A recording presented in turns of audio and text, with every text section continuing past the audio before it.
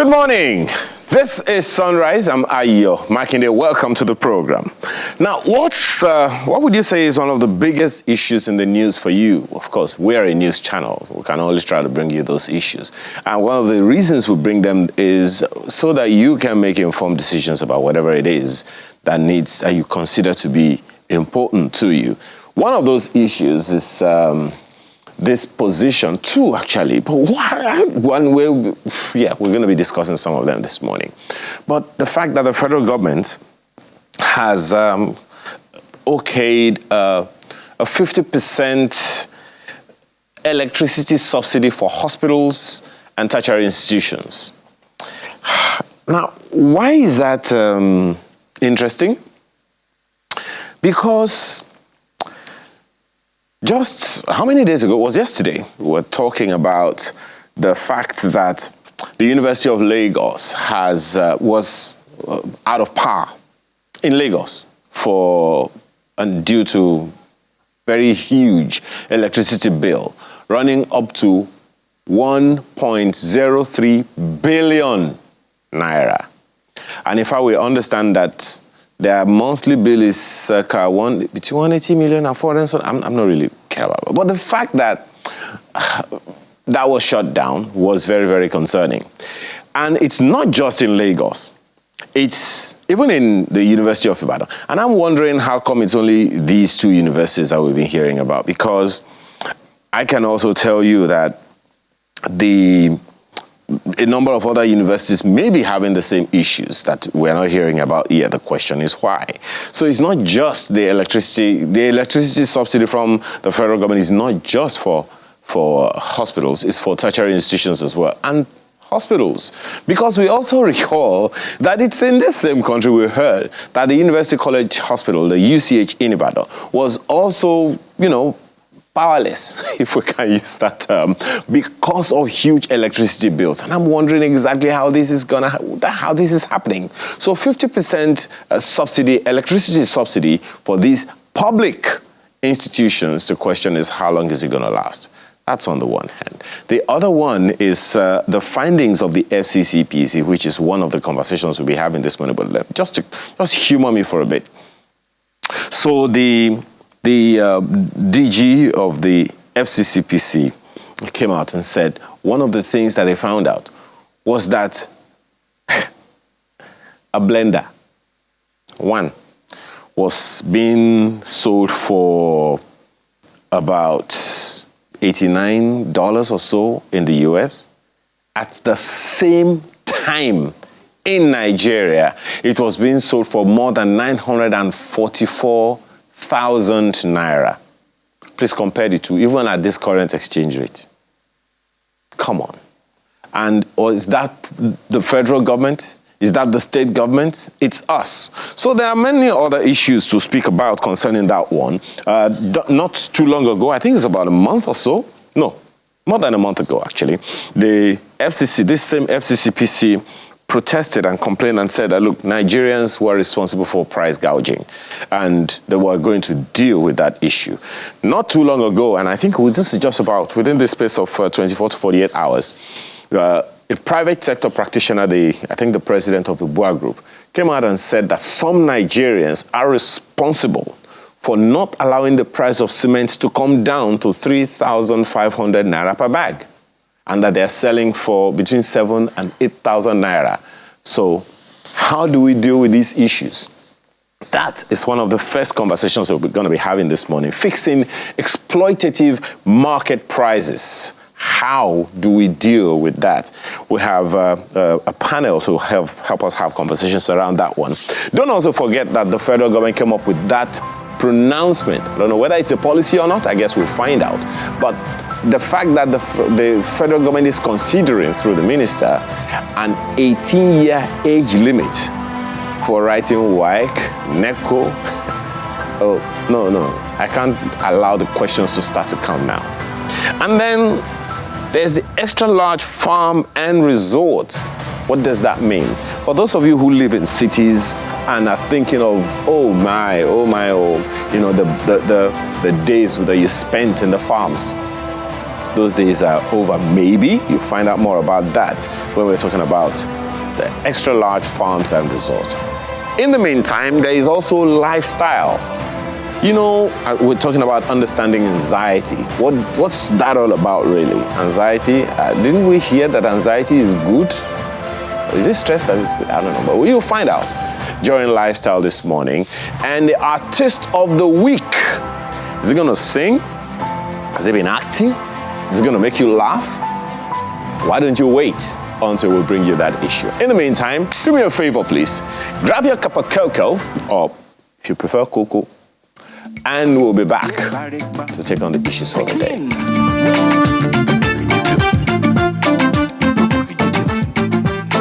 Now you might be wondering, how did we arrive at the term exploitative in that title that we've given to this conversation?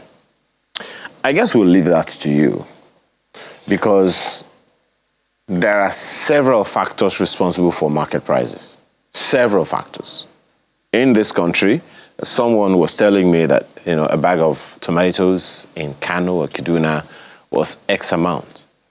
But by the time it got down south, it was going for something in the region of between 100 and 300% higher. And the question you want to ask is why? Of course, it's natural to ask those questions. But what are the things responsible for such increases? And that's for things that are not imported. How about those that are imported? What are the factors responsible for such things? Now, given the rising inflation and decreasing consumer purchasing power, governments often adopt several measures to cushion the impact of these macroeconomic charges on the people. Now, in response to the high cost of living in recent months, the Federal Competition and Consumer Protection Commission has threatened to penalize businesses involved in price fixing and price gouging, issuing a 1-month moratorium for them to reduce prices, which has been marked by undue price inflation that defy explanation. They also believe that these uncontrolled increases had eroded consumer trust and threatened the stability of our economy. We understand, if you check, you can do that yourself now. Section 107, subsection A of subsection 4A of the FCCPC Act clearly states that where the undertaking is a natural person, a natural person is liable on conviction. When the undertaking is a natural person, is liable on conviction to imprisonment for a term not exceeding 3 years, or to payment of a fine not exceeding 10 million naira. Now that's steep. Or both, the fine and the imprisonment. 4B says, where the undertaking is a body corporate, it's liable on conviction to a fine not exceeding 10% of its turnover in the preceding business year. Two gentlemen will be joining us for this conversation on fixing exploitative market prices. Here in the studio, I have Mr. Wale Smato-Yerinde, Director General of the Nigeria Employers Consultative Association, NECA. Good morning and thank you for joining us. Good morning, Ayo. Thanks for having us once again. Now, first of all, when you heard this, should I say, order of the FCCPC, how did it resonate with you? First, thank you for having us once again, and good morning, viewers. I think the first reaction basically was the order was misplaced. It was, I think it's more sensational in nature. Okay. And it doesn't really address the key issues that we should be addressing. Okay. And we're a bit worried when regulators are contesting popularity quotient with show business practitioners. You know, it's worrisome for us because regulation is a serious business, and regulation doesn't exist on its own. It exists within the context of an ecosystem. That is the country as a whole. So we cannot extricate ourselves from the issues and play the ostrich and say we want to give in ultimatum to traders, to businesses, when the key fundamental issues, we have not addressed it. As the same way we give the ultimatum to these businesses, then we should also be generous enough to give ultimatum to those factors that constitute clogs in the wheel of appropriate pricing of goods and services. I must say first that what we practice, what we preach, is responsible enterprises. So while the FCCP is going ahead to fulfill its role as the regulator within that space, I think they should also do well to take into cognizance so many other factors before we come up with those kind of definitive orders to say in 1 month you must do this without addressing the fundamentals behind those issues. All right, Dr. Monday Ashibogu also joins us in this conversation. He is a public policy analyst. Good morning, and thank you for joining us this morning.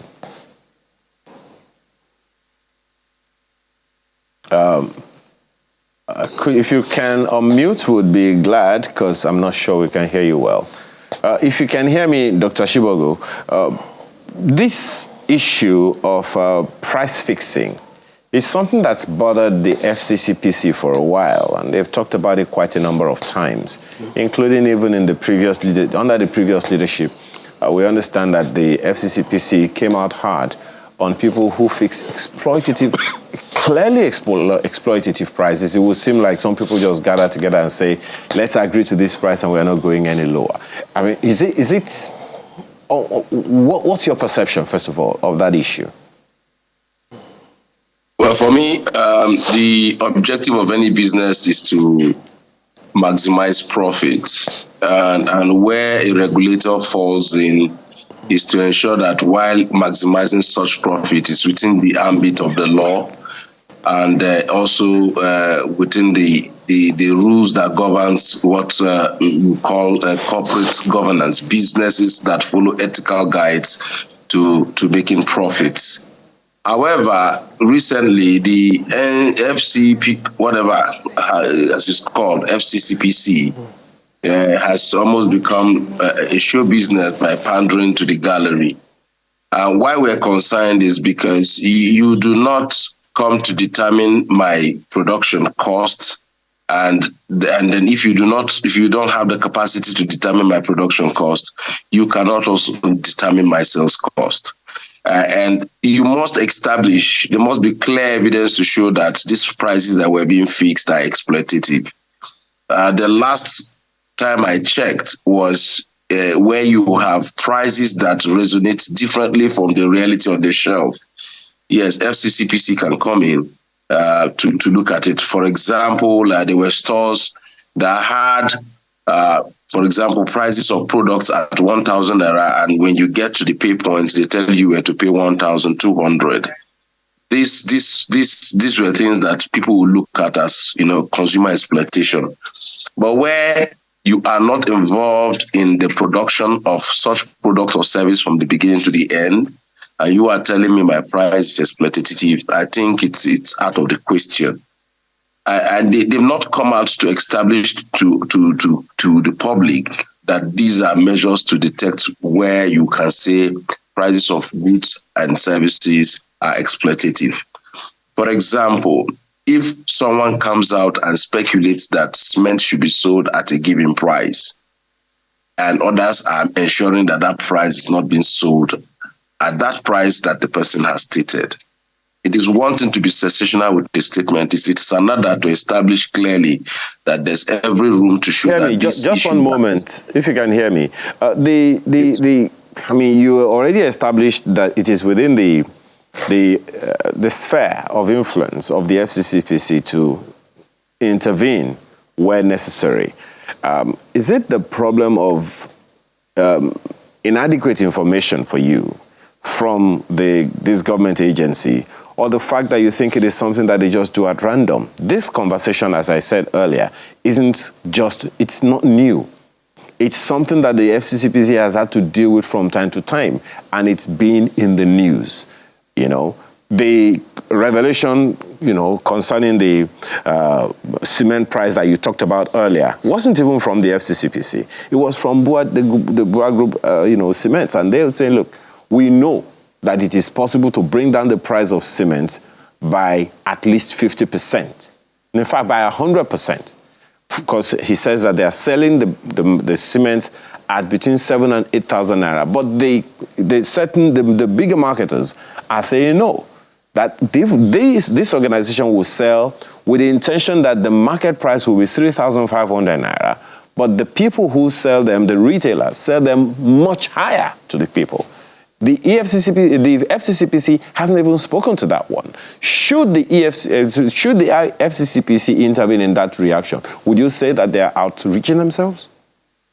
I think Bua has a responsibility of establishing to the public, the same way he has made that statement that cement shouldn't have sold for more than 3,005, how the exploitation is, happens. If a retailer is selling at 7,005 or 7,000 naira, what are the factors responsible for retailers to ensure that they will sell at 7,005, having procured at 3,500? That means a lot of things are happening within the supply chain. So if Bua is saying that shelf price should be 3,500 and he's accusing some operators, he should establish that. There must be empirical proofs. There must be something to show that production cost for cement is XYZ amount. It's global, it's everywhere. There's a distribution, supply up to the retailer's shop should not exceed XYZ, and so the retailer shouldn't sell more than this amount. It's just not enough to just give a blanket assertion that products should sell for 3,500 without giving empirical proof. Well, I will expect Dr. Bua did not make that in clear terms. Well, you may want to, thankfully, Dr. Ashibogu, thankfully you're also a journalist, and I'm pretty sure that is something you're going to dig into. But I'm very sure that this issue, he's not saying it for the first time. And the organization, by the way, he's not saying it for the first time. I think about a month or two ago, they made the same statement. And no marketer has come out to say it is not true. But we'll leave that for now. Dr. Beg your pardon, Mr. Yoride, so maybe that as an example as well. I know you speak for employers, but then it is the employers that are the producers of the various products and services that Nigerians use and possibly even export. But do you agree that there is possibility of exploitation by certain organizations? Absolutely. As I said, I won't be guilty of playing the ostrich also. While we preach and promote responsible enterprises, there's also the tendency for some individuals, unscrupulous individuals, to want to also exploit the system and become greedy within the context of the kind of profit that they're looking at. And, systems are created to regulate certain things. It's unfortunate when the board chairman mentioned the issue of the cement.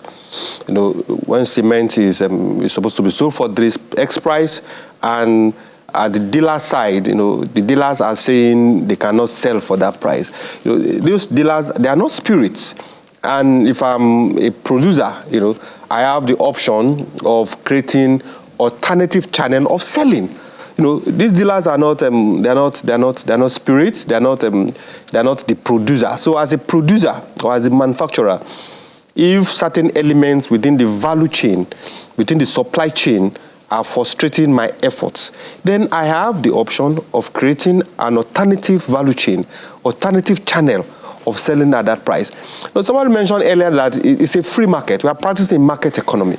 So if your goods in your shop is 7,000, and I can create a channel where consumers can buy it for 3,000, it's left for the marketer, for the individual, for the consumer to pick. That's where we have it with fuel, petrol now. In NNPC filling stations, it's a bit lower than the independent marketers, and individuals are free to go buy wherever they want to buy. That is what we should promote. It's neither here nor there, as he said, to say it is 3,005. We want to sell at 3,005, and the dealers, who we naturally call in this environment cabal now, they are creating that distortion in the market. I think those are things that can be dealt with. They are not. This is not rocket science. So you don't see a role for, because I mean, just as you said, the fellow has created the product. The alternative we have is to import, and importation we know can be way more expensive than that. So isn't it the reason that an organization like the FCCPC was set up to ensure that people are not exploited and that they don't have to pay unnecessarily exorbitant prices for things that they can get for cheaper in country? While the EFCC is playing its role, The FCCPC. FCCPC, while it's playing its role, which is a very important role actually, our view as he established, and that's our position, that you cannot intervene at the end point of purchase. You must intervene also, if you have the capacity, within the context of that supply chain. Because it is possible, it will surprise you, that the supplier or the dealer or the retailer, by the time he gives you the analysis, justifiable analysis of how much he received the goods, what happened within the context of the point of receipt of the goods and the point of sale, what you will see will probably shock you. 2 days ago, a member company raised an issue with us that their trucks, if they are moving interstate within 2 states, that they meet close to 15 different checkpoints. Not of police now, of local government personnel, coming up with different kind of receipts. And you have to stop. And because of their nuisance value, or the balance of terror is tilting towards the local government guys, as they call them. So you have to wait, you have to stop. If you don't pay, they will not allow you to leave. So you have to pay almost 50. Within 2 states, they pay 15 different kind of levies. Some legal, some illegal. Now, to the FCPC, to the producer, is probably not aware of those issues. Now, he has paid 15 different type of levies, fees. Where is that cost going to come? Where is he going to add it to? Then he gets to his shop. If he's a big dealer, he has to face a multiplicity of taxes. Currently, when we say businesses are paying over 60 different kind of taxes, levies, and fees, people think it's just statistics. It's real. Where will that cost? Where will it be built into? Now he has, if he's unfortunate to be in Band A area, where he has to, the cost of power has increased exponentially, then where is the cost going to come into? So we can't play the ostrich and say we are regulating at the selling point. We have to be involved. We have to show interest, and that is where government have to show key interest. That is the fundamental role government have to play, to make sure that from the cost of production one is not exorbitant, and also make sure that all the regulatory issues, regulators you have to deal with in between, cost of energy, cost of forex, you have to deal with all those, because those are the things that build into the cost of this goods. So now, we have to interrogate it and interrogate it properly. Well, everyone is listening to you. I think gentlemen, I think we are underestimating, forgive me if I'm wrong, the capacity of our federal agencies or any government agency to do whatever they need to do. Yes, we do have, in human challenges from time to time, but I find it sometimes really, interesting. So, Dr. Chibok, let me ask you this one. This one is from Henry Enwunonu. He's been listening to us and says, and I'd like you to respond to it. I agree that the FCCPC has statutory powers to protect consumers of products and services from profiteers. Else, there's no government, and we're in a banana republic. Farmers themselves, and this is where the question is, farmers themselves have confirmed that it's the middlemen and traders that are fixing prices. The Bua Group chairman's revelation is another example. So, how do you respond to that? Middlemen and traders, their intervention in ensuring that people are exploited. Well, middlemen and are bound to exist in every business. It's been there from the time trading ever started. There will always be middlemen. There are people who actually facilitate the supply chain, and they will always be there. But the truth be said, when a big corporation makes such allegations, that also corporation has capacity to bypass that particular channel of distribution. For us, a firm as big as BOA has the right to say they will sell directly to the public. Nobody would go against them. There is no law that says BOA should not sell directly to the public. And you think, you don't think that is you don't think that is unnecessary and an unnecessary distraction from their core primary responsibility or desire to produce products for people? You see, no, I disagree. You're expecting them to go set up shops again and employ people to be selling the thing that some other people, if they did the right thing, would do easier for the people?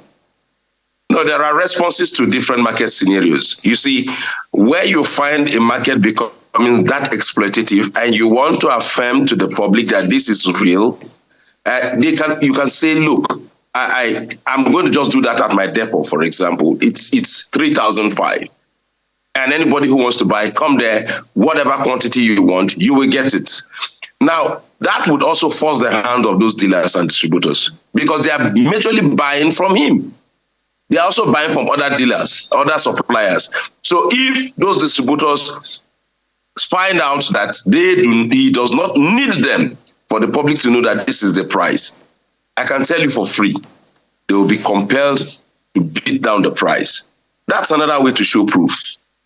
Other businesses have done that in the past, where dealers and retailers have held them to ransom. What they did was to bypass the market and started selling directly to people. And when they started doing that, the dealers and retailers were compelled to beat down the price. Because if I can walk to a BOA plant and I pick up bags of cement for 3.5, why would I go to a dealer? I would bear the transport cost and pick up my cement for 3.5 if I know that my transport cost would actually not be of any significance to me. So the issues here is, like as the NECA DG has said, most of us are not looking at some other extraneous factors that we have to deal with in terms of the supply chain management for products and services in the country. Multiple taxes and levies, both legal and illegal. We're not holding funds for profiteers. We also have cases and scenarios where people are being exploited because of the middlemen who are looking at repurchasing costs because of speculations. And I said here that you do not speculate on an issue. If FCCPC wants to get to the bottom of everything, you must match it with figures, numbers, and data. As we speak now, all things that are being said are speculative. You just don't come out and give a blanket warning. If you know you are exploiting people, you better stop it and giving you 1 month. On what basis? But you do know that they had to go around at some point. Anyway, let me ask you this, Dr. Of course. Unity. There is this opinion that free markets means allowing local producers to compete with producers of imported cement, for instance. And it could be producers and importers of anything else. Yeah. Could be of toothpaste, could be of soft drinks, could be of practically anything. Now, there are those who believe that that's the solution, that it's a foolish attempt to produce at home what you can cheaply buy from the market. Well, the argument is neither here nor there. If you're an advocate of absolute free market, you say, okay, let's open up the borders, and then whatever we can produce, we can import cheaply. Then let's import, the principle of comparative advantage. But also deep promoters of not nationalists now, but those that believe strongly in our capacity to produce and to feed ourselves. We also argue that you'll probably be exporting your jobs. If those things that you can produce here, you allow people to bring it in and bring it in mass. If you don't have the comparative advantage, it makes sense for you to import them. If the local industry cannot compete within the context of the advantage they have, then you allow people to bring it in. But you don't create a situation where importation, because the countries, the foreign nations, they've created an environment that makes production cheap. Then you allow importers to bring in those goods and compete with the local producers, which we have encumbered and incapacitated so that they are not able to produce and compete. And that's predominantly what happens. So, Mr. Unity, I'm sorry, I'm trying to understand.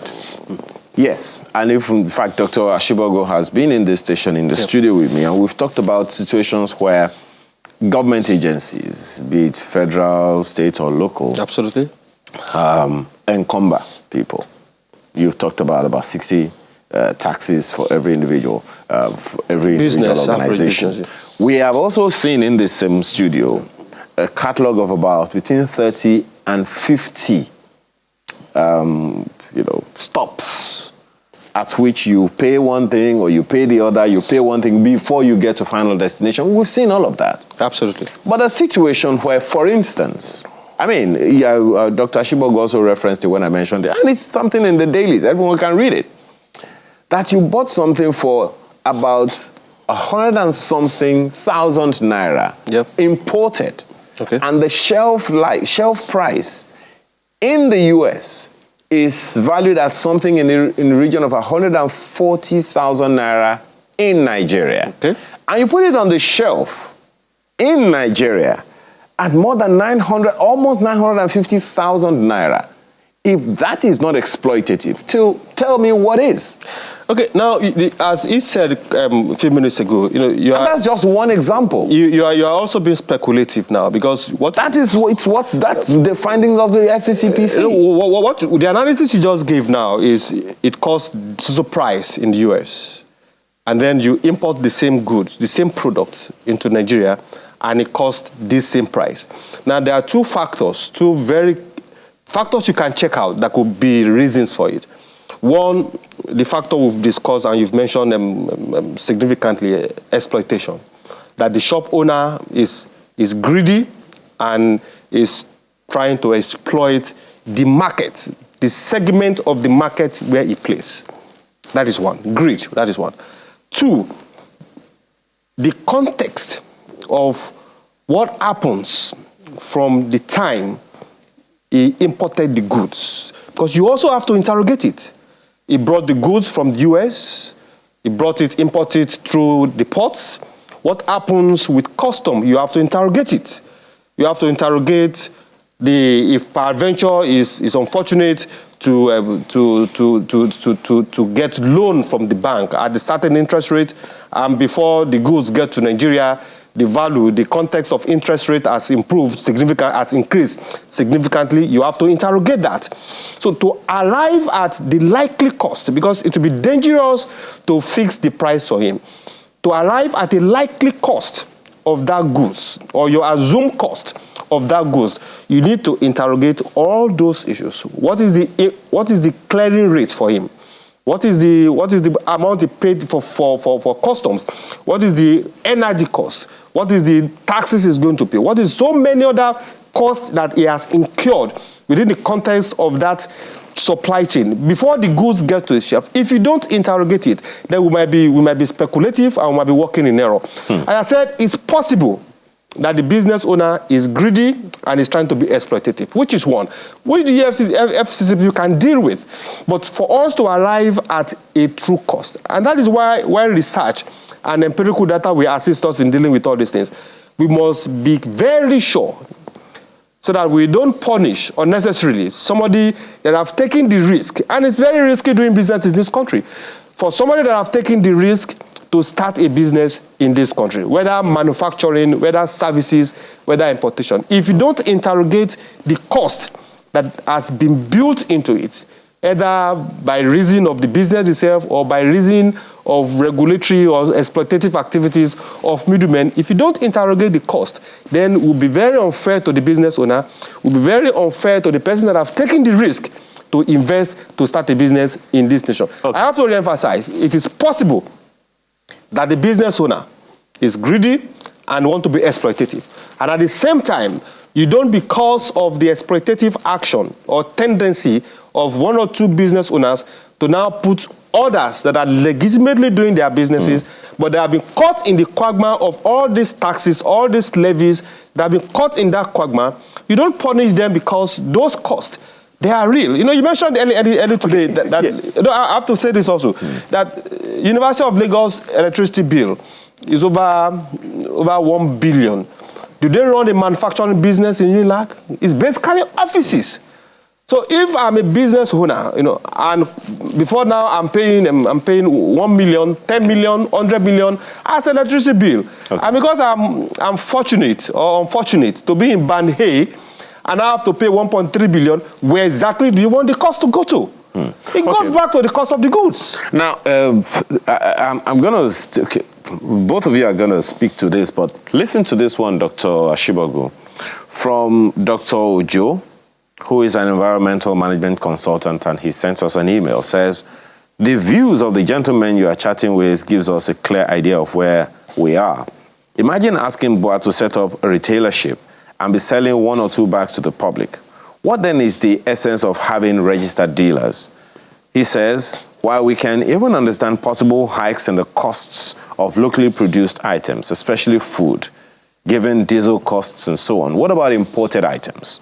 When we ask to let the poor breathe, believe me, it's not government alone. Our self-inflicted pains are much more than whatever we think government is doing to us. In fact, it is Nigerians happening to Nigeria or the other way around. Speaking to that, and the question here for me is, we have looked quite copiously at established businesses, and, you know, Mr. Oyinrinde is right here in that particular capacity. How about other smaller businesses that are doing what Dr. Ojo is suggesting here? How about those who are not within the NECA group, who are not within the OPS group? How about micro and small enterprises who themselves take advantage of the situation to hike prices? That's why our topic is not about exploring the FCCPC, but looking at fixing exploitative market prices. It's a generic one. So how about that, Dr. Ashibogu? But you should recall that for 6 years, I was a spokesperson for the Nigerian Association of Small and Medium Enterprises. And I can tell you from my experience that sometimes the dangers here are 2 things. The dangers of assumptions and generalizations, that every other price for products are either exploitatively fixed or people are. Yes, we have elements of such existing. We acknowledge that fact. And so Dr. Ojo should take it in good faith that we share the same pain as he does.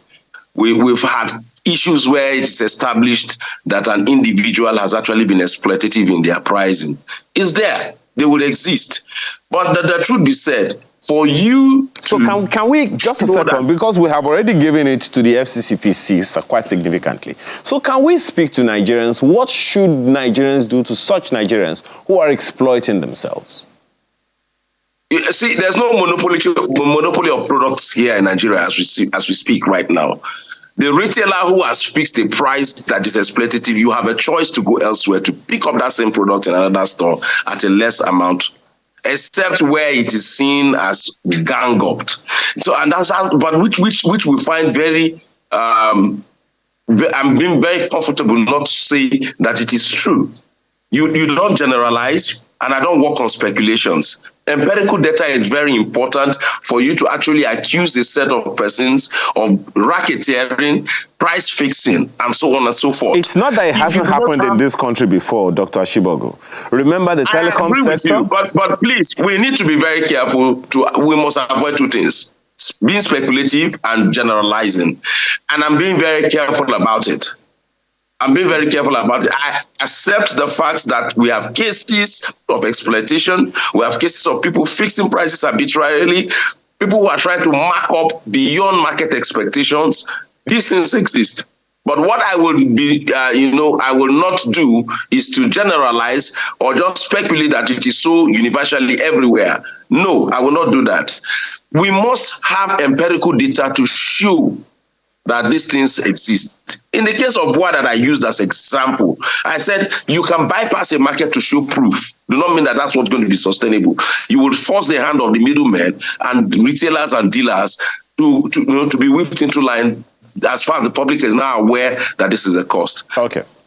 Mr. Yeride, again, we're not directly speaking to OPS, but the OPS is fed by these nano, micro, small businesses. Now, recently, not too long ago, about 2-3 months now, a monarch in Ife sent his emissaries to the market and told the people, bring down your prices because we know that you guys are doing this. In fact, the announcement from the monarch said to them that, look, the trade unions are now dissolved in the market. Now, I think it also happened in Lagos. Some people went to the market, one market in Lagos, and look, how much is this? And they told them the price and said, reduce the price to this or else. So those things happen. So when we say that when Nigerians go to the markets, it's because other Nigerians went to the market and saw these things happening. How do we deal with those? Because those are the ones that will bring prices to the OPS to produce. And you will, of course, naturally, as you said, mark it up. It's quite unfortunate, really, and it speaks to where we are currently, within the context of our patriotic quotient. What we have currently, I think the psyche of an average Nigerian is so bastardized that he looks for, because he has been so exploited by government, successive administrations, so he looks for who is the closest to me to exploit, which is quite unfortunate. There was also an issue somewhere in Ilorin or Kwara State, I can't remember, somewhere in Kwara, that a woman in the market wanted to sell her own gari at a cheaper price. And the other sellers, they went there, told her that you can't sell at this price. It's not government, it's not the business. It's just the individual that said, look, you can't sell at this price. This is the price we want to sell it. And those are the key issues that we think government can play a significant role. In the organized private sector level, those are the critical role we think the FCCP can play, because that is price fixing. That is antitrust activities that you cannot gang up, you cannot form monopolies to say this price is what you have to sell. I think the traditional rulers have to have a role to play within the context of that local environment, where whatever you can do when the union in the market is dissolved, as you mentioned, if it's within the right of the traditional ruler to do that, why not go and do that? Unusual situations and circumstances sometimes require unusual intervention. And when he said the issue of, okay, why can't I bypass the dealers for a while to prove that actually this thing can happen? So if Nigerians know that, look, without the dealers, if the dealers has become so powerful that they can distort the market willfully, then within the context of the sovereign should be able to do something.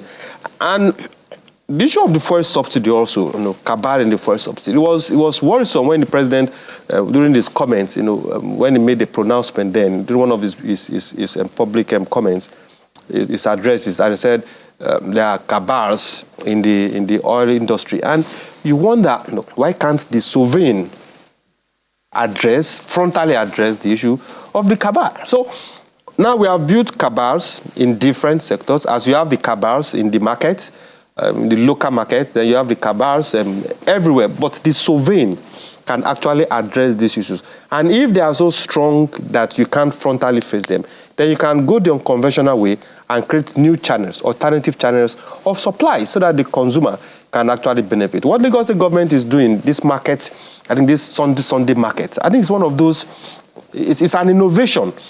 Because if people should go to the general market, then why not create an alternative channel? And they created the Sunday market, where you can go buy the product at 50% the price. That means they've done the analysis, empirical analysis, to realize that this is the cost of this.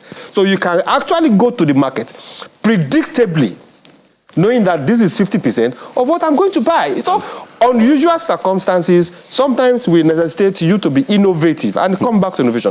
Innovative in such a way that you can bypass those constraints in the short and medium term, so that you can get your outcome in the long term. And Dr. Ashibagu, what's to say that it's not the same people that are going to masquerade to go to these as places, retailers, as retailers, and buy these things in bulk and still go ahead and exploit other people?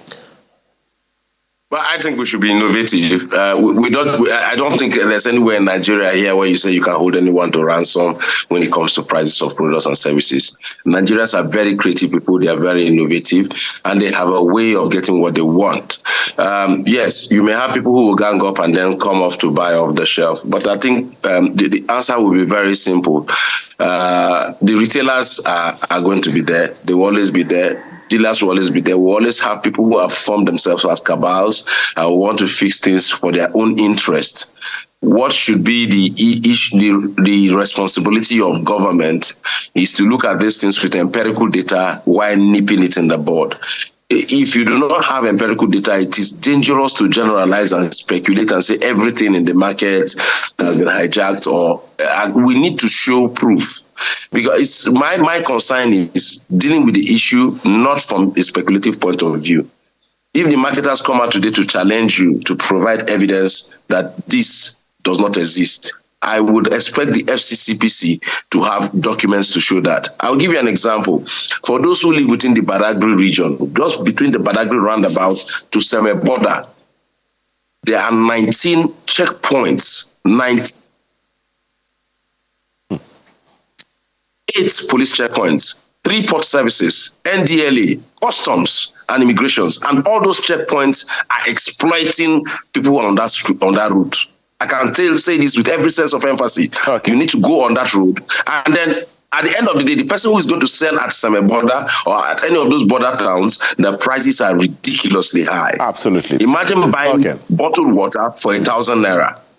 Well, maybe it's a hotel. Well, your final words. It's not. I know, I'm just kidding. Why we, and this is quite important to us at the organized private sector, why we commend the FCCP for doing, for his role, his very important role. We also think the FCCP should be more collaborative in its approach.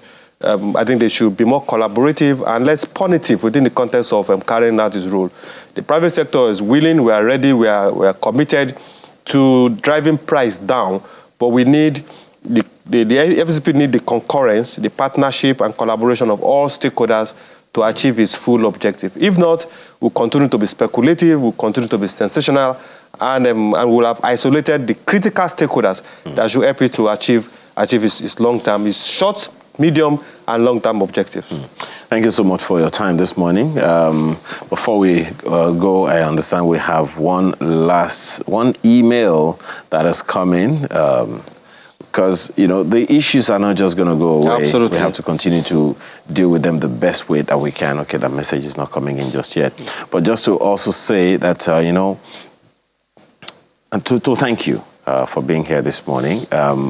Wallace Matoyorinde is the Director General of the Nigeria Employers Consultative Association. Oh, by the way, so many other questions. Abiodun Isaac is asking, Iniyodunni from Lagos says, what happens in a scenario where the marketers agree together to fix price?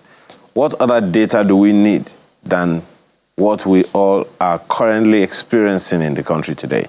It is very clear that we as a people do more harm to ourselves. Absolutely. And we blame the government for all this. Yeah. It's a shame that we have people like Nigerians who are saying and doing the things that they're doing to other Nigerians. Abiodun, thank you for your mail. Really. Well, Dr. Monday Ashibagu, thank you as well for your comment this morning. Truly appreciate your time.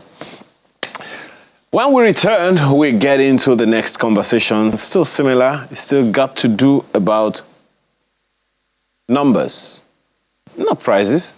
Just numbers. Stay with us.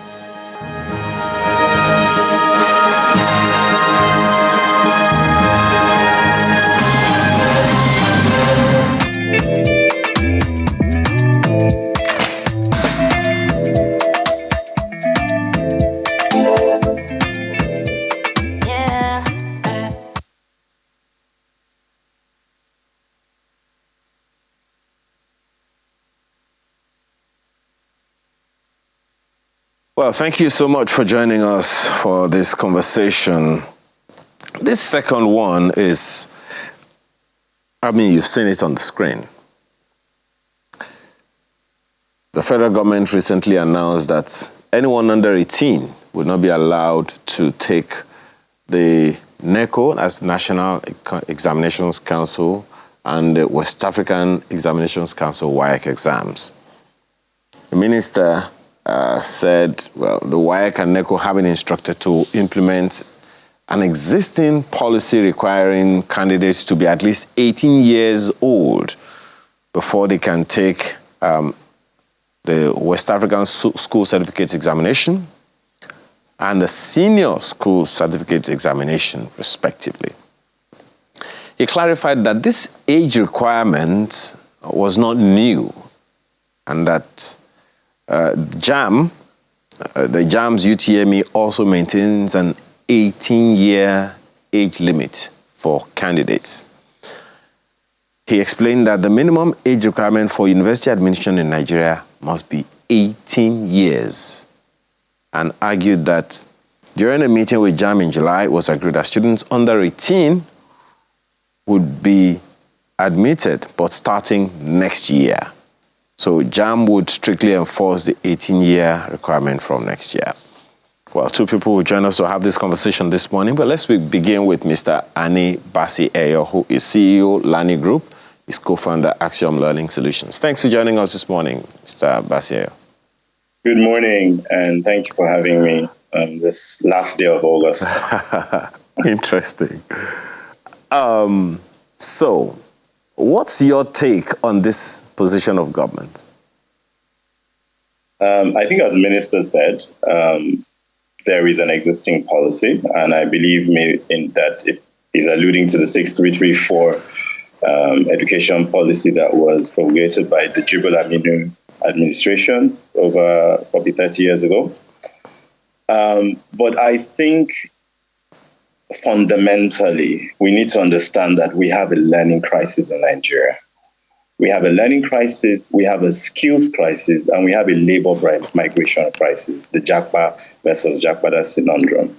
And tertiary universities are an important ingredient in transitioning professional and technical skills in certain disciplines. So much as we may have had a policy that may be in a role that has not been enforced over the years, perhaps, I think we need to really start by looking at where Nigeria is today. We have skills deficits in medical, in STEM areas, and we have the low per doctor ratios, per engineer ratios compared to other countries of our size in the world. So we should be looking at not a policy that was set up several years ago, but we should be refreshing policies to where Nigeria is now and where Nigeria wants to position itself to be in 2030, 2050, and 2063. These are all development years of targets. So I think what should be happening now is we should be having a stakeholder consultation on different aspects of education, not enforcing things that will even further limit the number of skilled professionals we'll have in this country. But if I may, I want to really focus on one thing here. We're talking about JAM and NECO, which were assessment bodies now enforcing this law. Is the question not about the students being 18 at the time they start the university degree? Or is it now about the students taking a test under the age of 18? I think we need to be quite clear. The arguments have been that, the arguments for this have been that we want children to be mature in a tertiary environment, which may hold or may not hold. So if that really is the reason they're trying, I don't think we should be limiting students to take JAM and entry assessments before age 18. The question should be, when students start at university, they should be 18. And we see this at primary school level. We assess children from primary school before they are 4, before they go into reception or 5. We don't say they can't be assessed. What usually is the case, we say that when they start school, they must have attained the age of 5. So I think there's something faulty there that doesn't even hold water for the current conversation. But to take the conversation further, we need to be looking at what Nigeria needs, where are the skills deficits, and create alternate pathways. If we have gifted students who are under 18, please allow them to go to university, and maybe that will increase our quota for medicine or STEM. Thank you. Well, while all of that, sounds, awesome and everything, it's not unknown, just as you said, that this policy had existed for a while. But then, what exactly do you make of it? Because there are those who would remind you, Mr. Basieyo, that underage people were allowed, maybe for whatever reason, underage people voted, whether they were allowed or not. It's another issue altogether. So, where do you think that is coming from, really? Is it? I'm talking about the education. I'm not talking about the elections. Where do you think that issue of limiting the age of those who can get into university is coming from? Is it because they think that they're not old enough? Because, back in the day, capacity to enter school was measured through how long your hand was. You remember. But let me quickly bring in Antoinette Omosage, who was principal at the Christ Redeemer's College, Christ Hill, Shagamu, until recently. Thanks for joining us this morning. Let me take your first comment on, your perception of that position of government, which, from what we have heard, is just trying to enforce an existing policy. Thank you so very much for inviting me. Good morning. Like the former speaker said, the thing about education in this country is that we have policy we never implement. The policy of entry age into school in this country has existed forever. But has it ever been implemented? No. Parents in Nigeria have a tendency to believe that they know more than the schools or know more than the policy makers. And so you've got 4-year-olds coming to your school. Parents are telling you, because they've already done all this rote learning. My son is very brilliant. He can start in primary 1. He's 4 years old. And so they start off the children so early that by the time they are in SS3, there is a hurry up and wait situation there. They started up in a hurry. They get to SS3, they are 14, 15, and certainly they would need to have to wait in order to be, go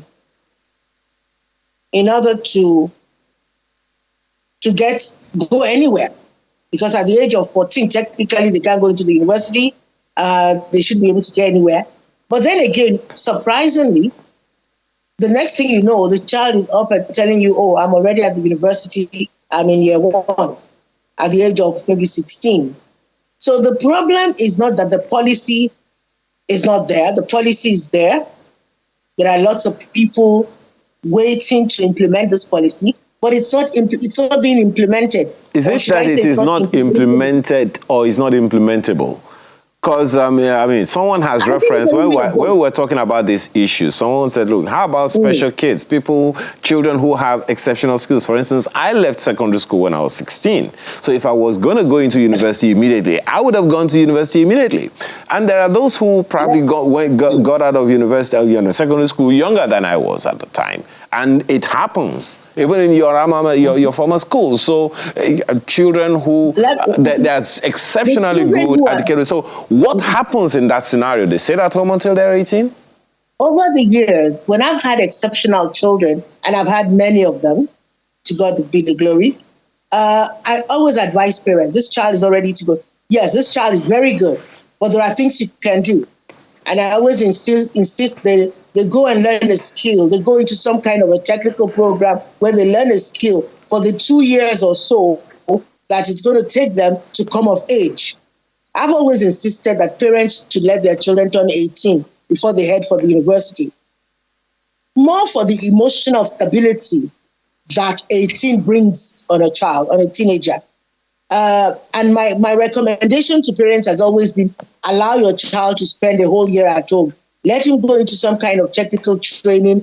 A lot of them, most of my children in that category are quite, very brainy children who can do just about anything. And I tell their parents, let them do some technical work. I've been an advocate of technical education for a very long time myself over the years, except that Nigerian parents will tell you the sort of technical stuff they want. Everybody thinks that going directly into a university is what makes them academic. And that's not really what education is all about. Not today's education anyway. Children without any technical training are finding themselves at a disadvantage. So I would use those years, the years between when they leave secondary school at 16, 17, to get some kind of technical education into place.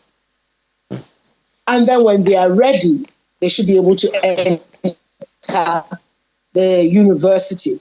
But the problem, again, like I said, we have to go back to training our parents to give them an understanding of why their children cannot go into the university or shouldn't go into the university at the age of 16.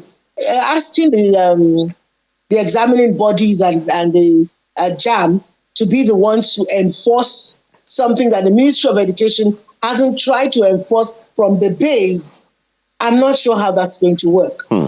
Because over the years, people sending children to school at the age of 4 from primary school, it makes no sense.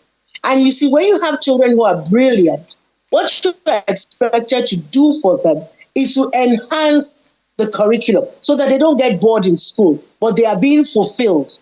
They are getting the enrichment that their brains need without moving them classes ahead. I can't believe that even in this day and age, in the 21st century, people are still doing what they call you're double promoting the child's environment, enriching the environment so the child can explore.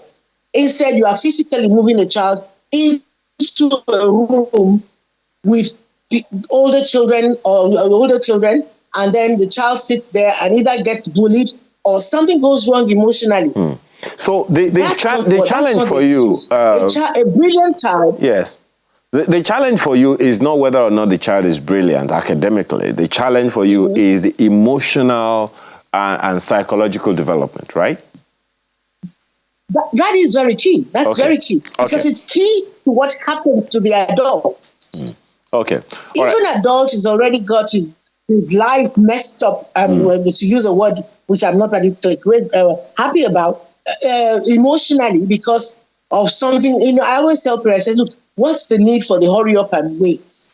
Because it's a hurry up and wait situation. They're hurrying the children through secondary school and they get to SS3 and they are kind of like treading water because there's nowhere to go. Okay. Let me ask Mr. Basiayo. Well, Mr. Basiayo, I'm sure you have a response or two to some of the things that she has said. And I think the angle that she's coming from now of parents, training parents about their children, I find that interesting. Okay, thank you very much. I think we need to be very circumspect.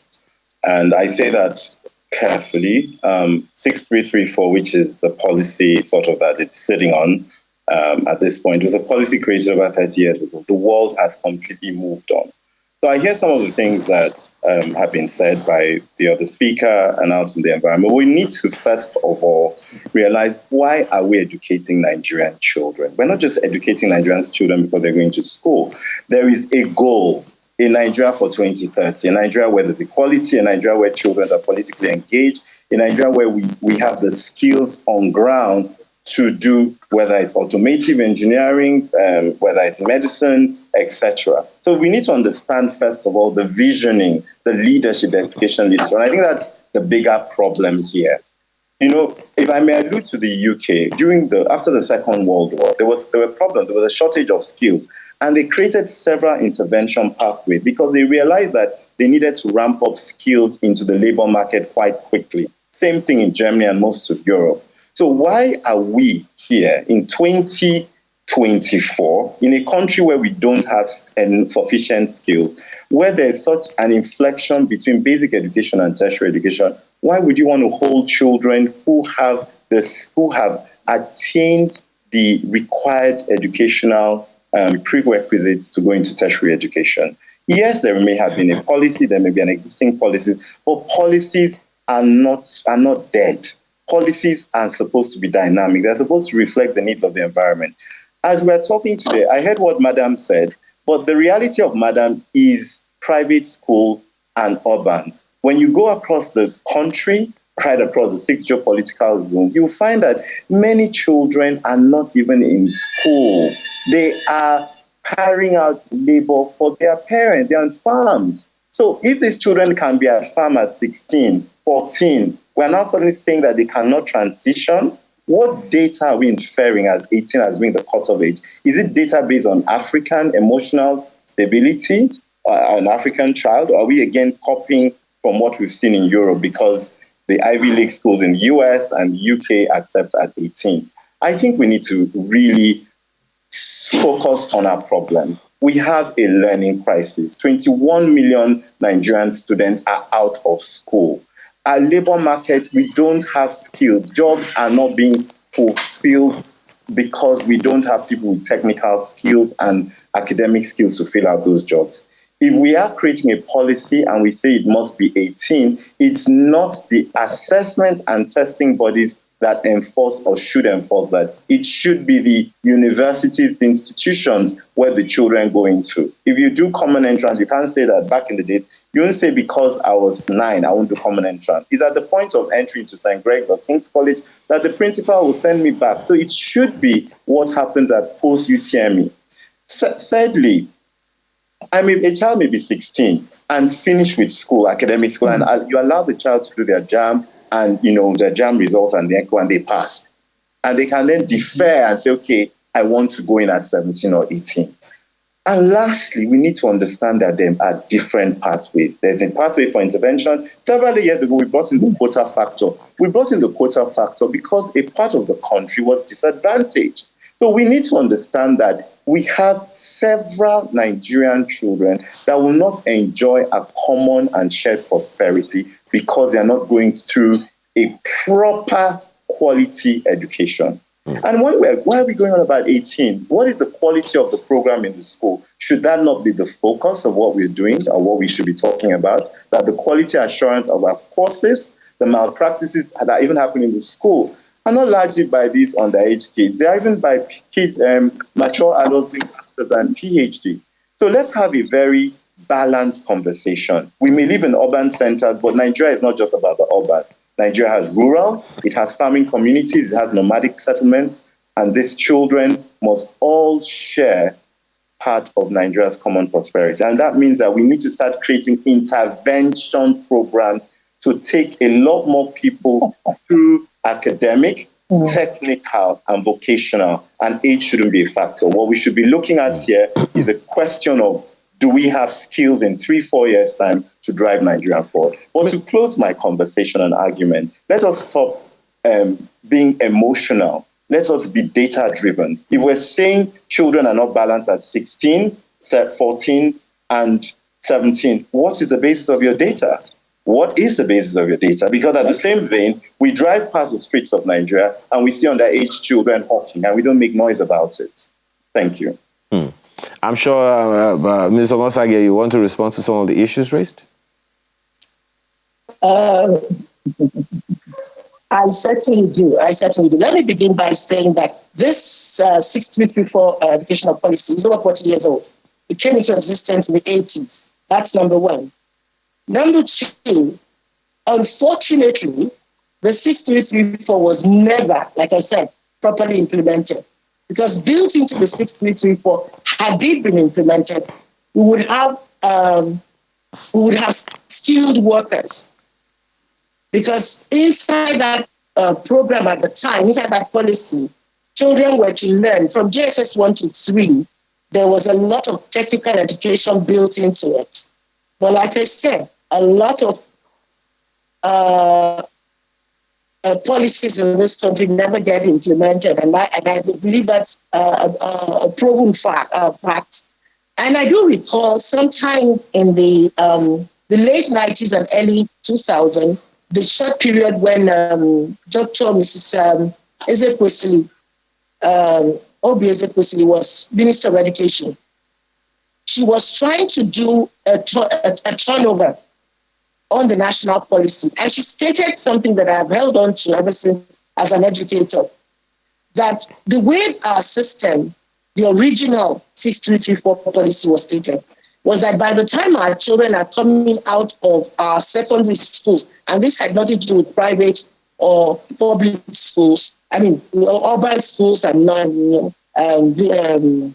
country schools, but this had the entire nation, technically, was supposed to implement a 6334 policy that required all JSS 3 graduates to be technically compliant, because that curriculum was loaded in the junior school, loaded enough for children to come out of junior school with some very basic technical skills. The idea at that time was that when the child comes out of our basic school, regardless of where the school was located, the child would have some skills that would enable that child, if it turns out that JSS 3 is a child's terminal. Actually, JSS 3 was a terminal point in education at a point. And what that meant was, if in JSS 3 the child decides, oh, I'm going to go into the university, then they go into senior secondary school. If the child says, no, I think I'm going to do technical, then the child can go into the several technical schools, which at that time were opened. Unfortunately, as it has turned out, that particular project, that policy, that aspect of the policy never really turned off the ground. Because a lot of people had something against being technical people at JSS 3 and can decide to. I don't know if I'm getting across. But so, talking about having data right sitting right here in my head, but I know that there's data to be had about this. And Dr. Ezekwesili's presentation at that time, I'm sure it's on record in the Ministry of Education. The point I'm making is this. Technical education has been available in this country. The problem has been people not wanting it. And I recall a few years back that saying that the junior school curriculum was overloaded of education and education. The Ministry of Education went ahead and downsized as it were. The entire well, Mr. Mosagi, I think a lot of things that you've said we heard, but it seems like the network is being a little funny. While we sort that, and hopefully that when we come back to you, we'll be clean. Mr. Baziayo, you want to respond to this comment from Dr. Abdulatif Hussein, who sent in a mail. He says, with all due respect, government is failing in education in Nigeria. Private schools have taken over their main responsibilities.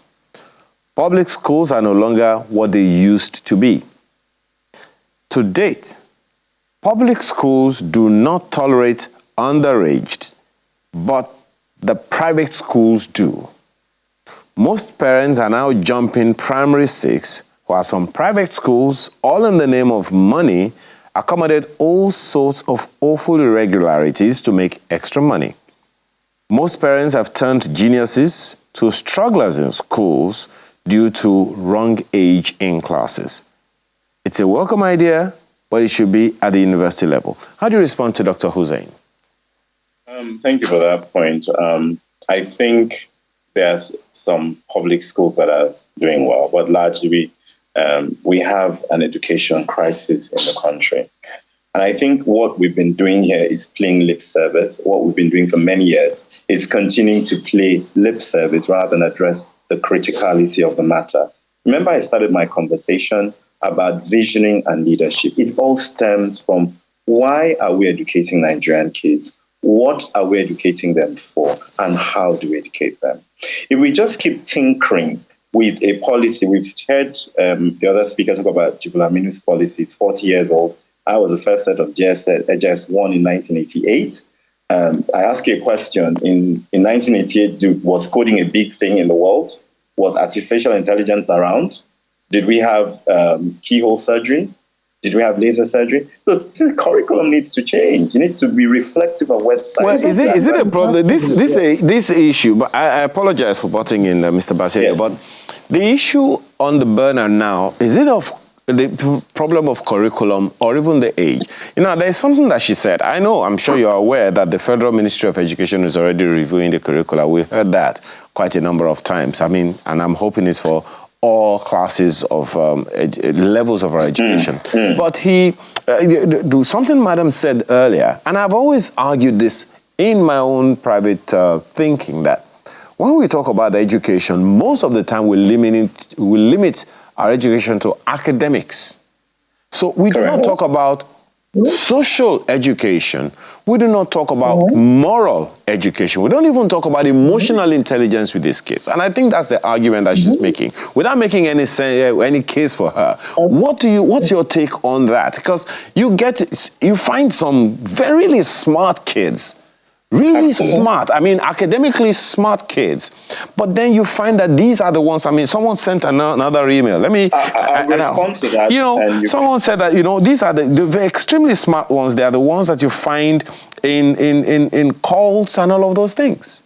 Yeah, so I just want to really hit on one or two things. The point I need us to understand is that everything comes from leadership and visioning. I keep emphasizing that because what we see in Nigeria is that we have successive ministers, successive commissioners of education coming, and very few actually reform education. We're still talking about 6334, which is 40 years old, and that was what I was trying to allude to, that did we have coding 40 years ago? Did we have where the world has actually moved to in terms of technology?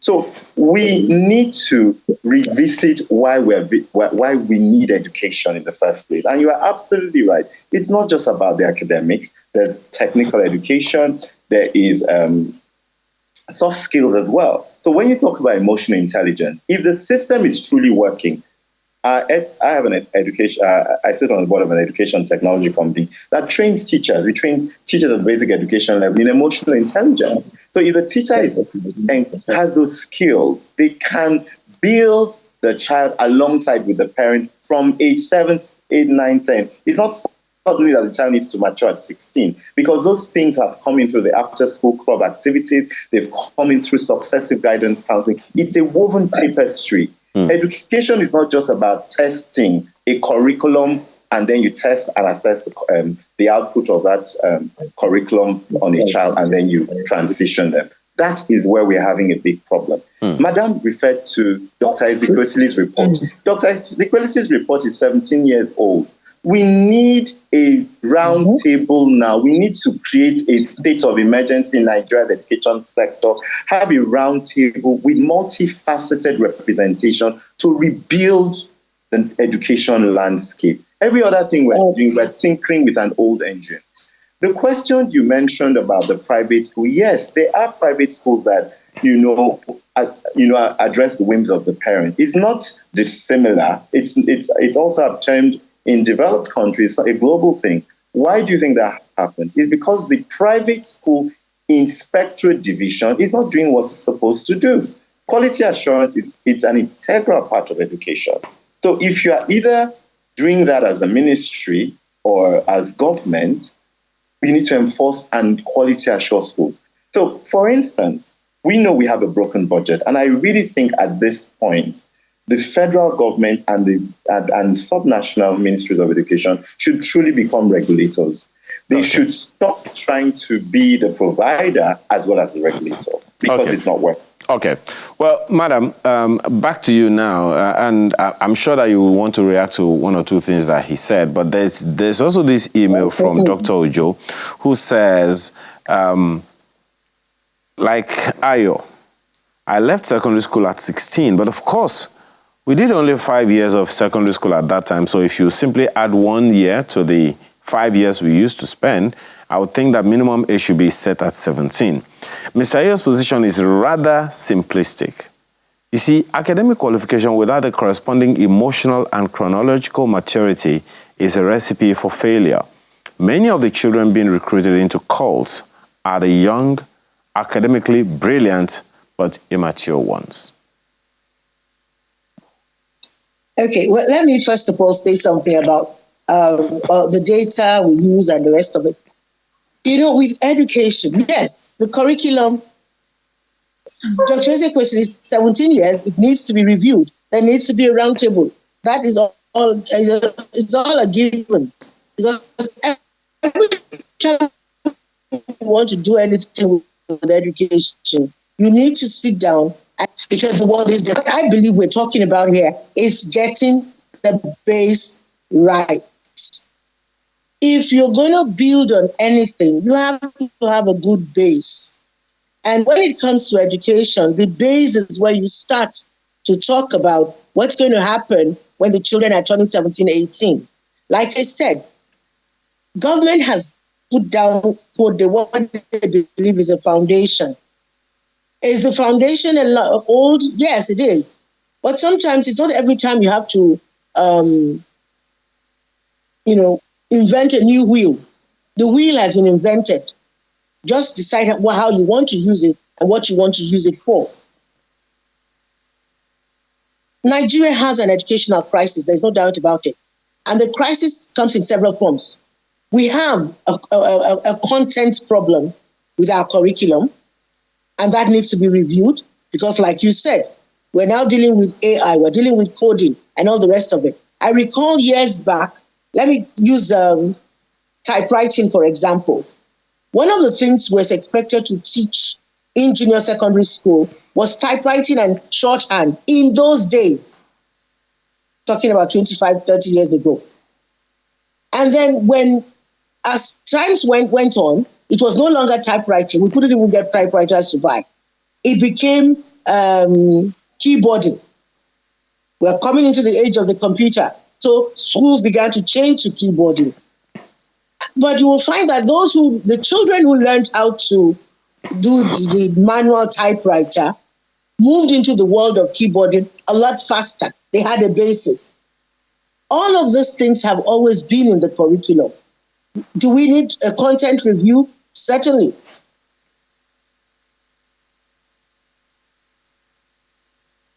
Age, and I'm talking about how would I put it now? Should your child be learning technical? Every child requires some technical knowledge, as it was in the original JSS curriculum, where they learn enough about introductory technology to pick up the various areas there. Metal work, wood work, leather work, in the science areas to deal with. Children were learning metal work. They were learning auto mechanics, all within the technical program at that time. But over the years, because, again, parents felt the technical stuff was a waste of the time of their brilliant, they took it out of STEM. And they made the children focus on just math, physics, chemistry, biology, as though those were technical. But if you go back and check, wherever the technical education was insisted on and it was carried out, a lot of those students today, most of them, went into the technical areas of education, even in their tertiary education. But even at that, I remember I used to tell students, go to a technical school because sometimes you do a lot more hands-on projects there than you would be in, quote, an academic university. So there are so many things that need to be clarified. Yeah, we can go ahead and say these very rosy things. There is a lot wrong with our educational system. There is no doubt about that. But if we're going to spend a whole day talking about that, we're not going to be able to move forward. I have said, in this issue of age, this issue of what age children go into the secondary school, I believe the older the better. But I would like to deal with the bottom part of it. So children shouldn't be pushed into school and run through the primary school system into the secondary school system to rush them into the university. None of those things are educational. We need to take these things bearing in mind that every misstep in education comes out as a problem later on in the life of the child and the children and then the nation. Well, that's very important to bear in mind. There are so many, apparently there are so many angles to this issue.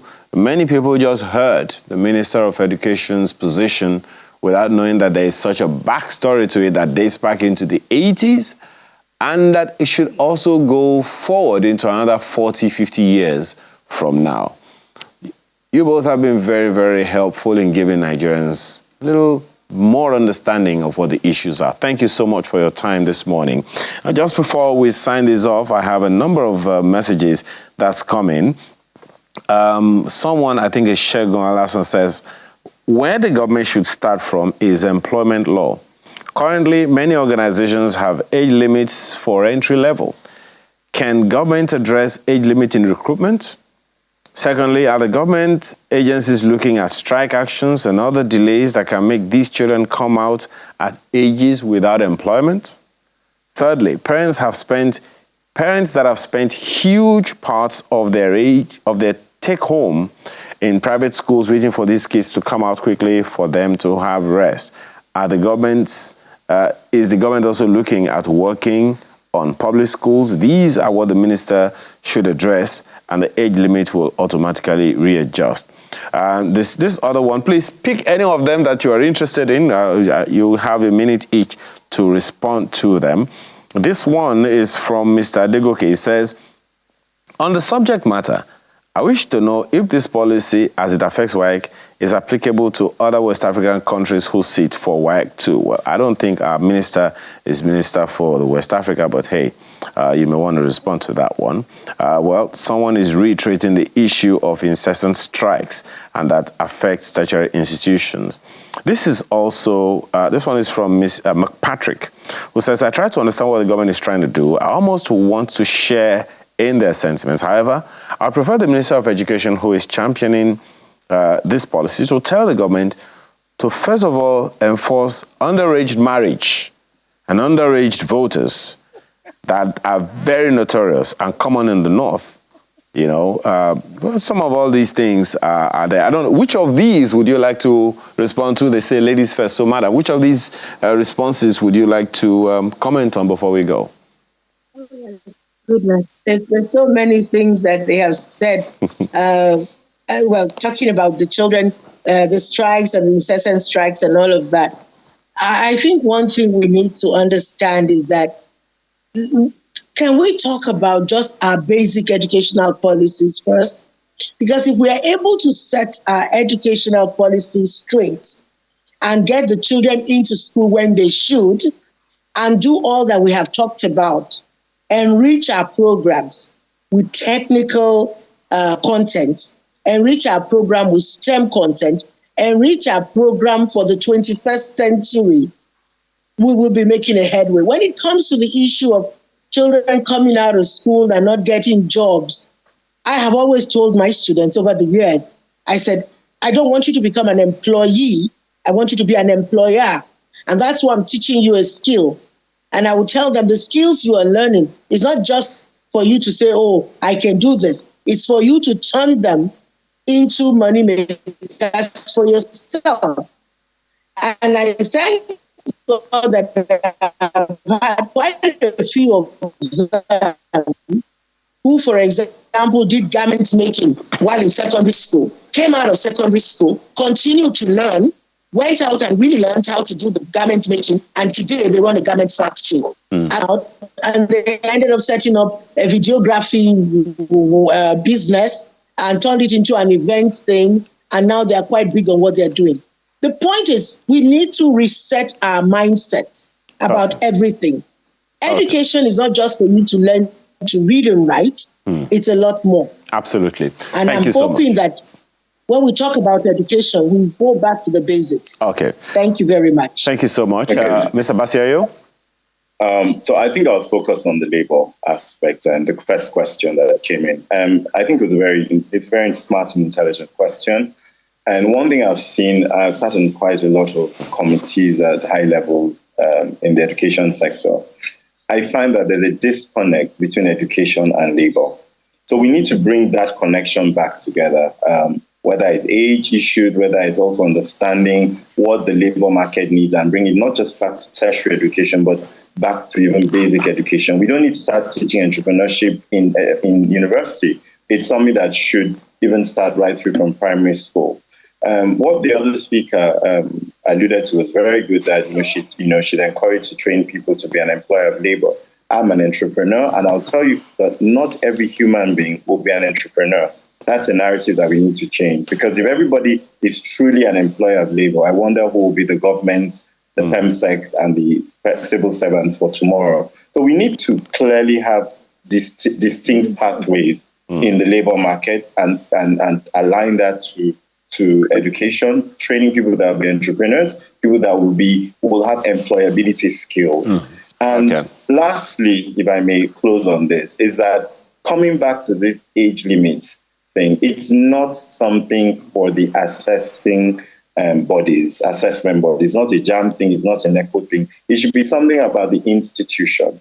And even in that policy, we should create intervention pathways for the gifted and for maybe labor shortage. The policy should not be rigid, it must be flexible. Well, I guess we'll allow the minister to speak to that, because the issues that you have raised, both of you, this morning have been quite huge. By the way, someone is asking, someone sent a mail earlier that, look, if it's the minister that is talking and it is WAEC, can I go and take my exam in WAEC at age 15? Don't even respond to that one. Thank you so much for the issues you've raised this morning. Annie Basiayo, thank you so much. He's CEO of Lani Group. And we've also had Antoinette Omosage, who is an educationist. We appreciate your time this morning with us. Thank you very much. All right. So we take another break. When we return, we're talking about extra large, etc., etc. We'll be back.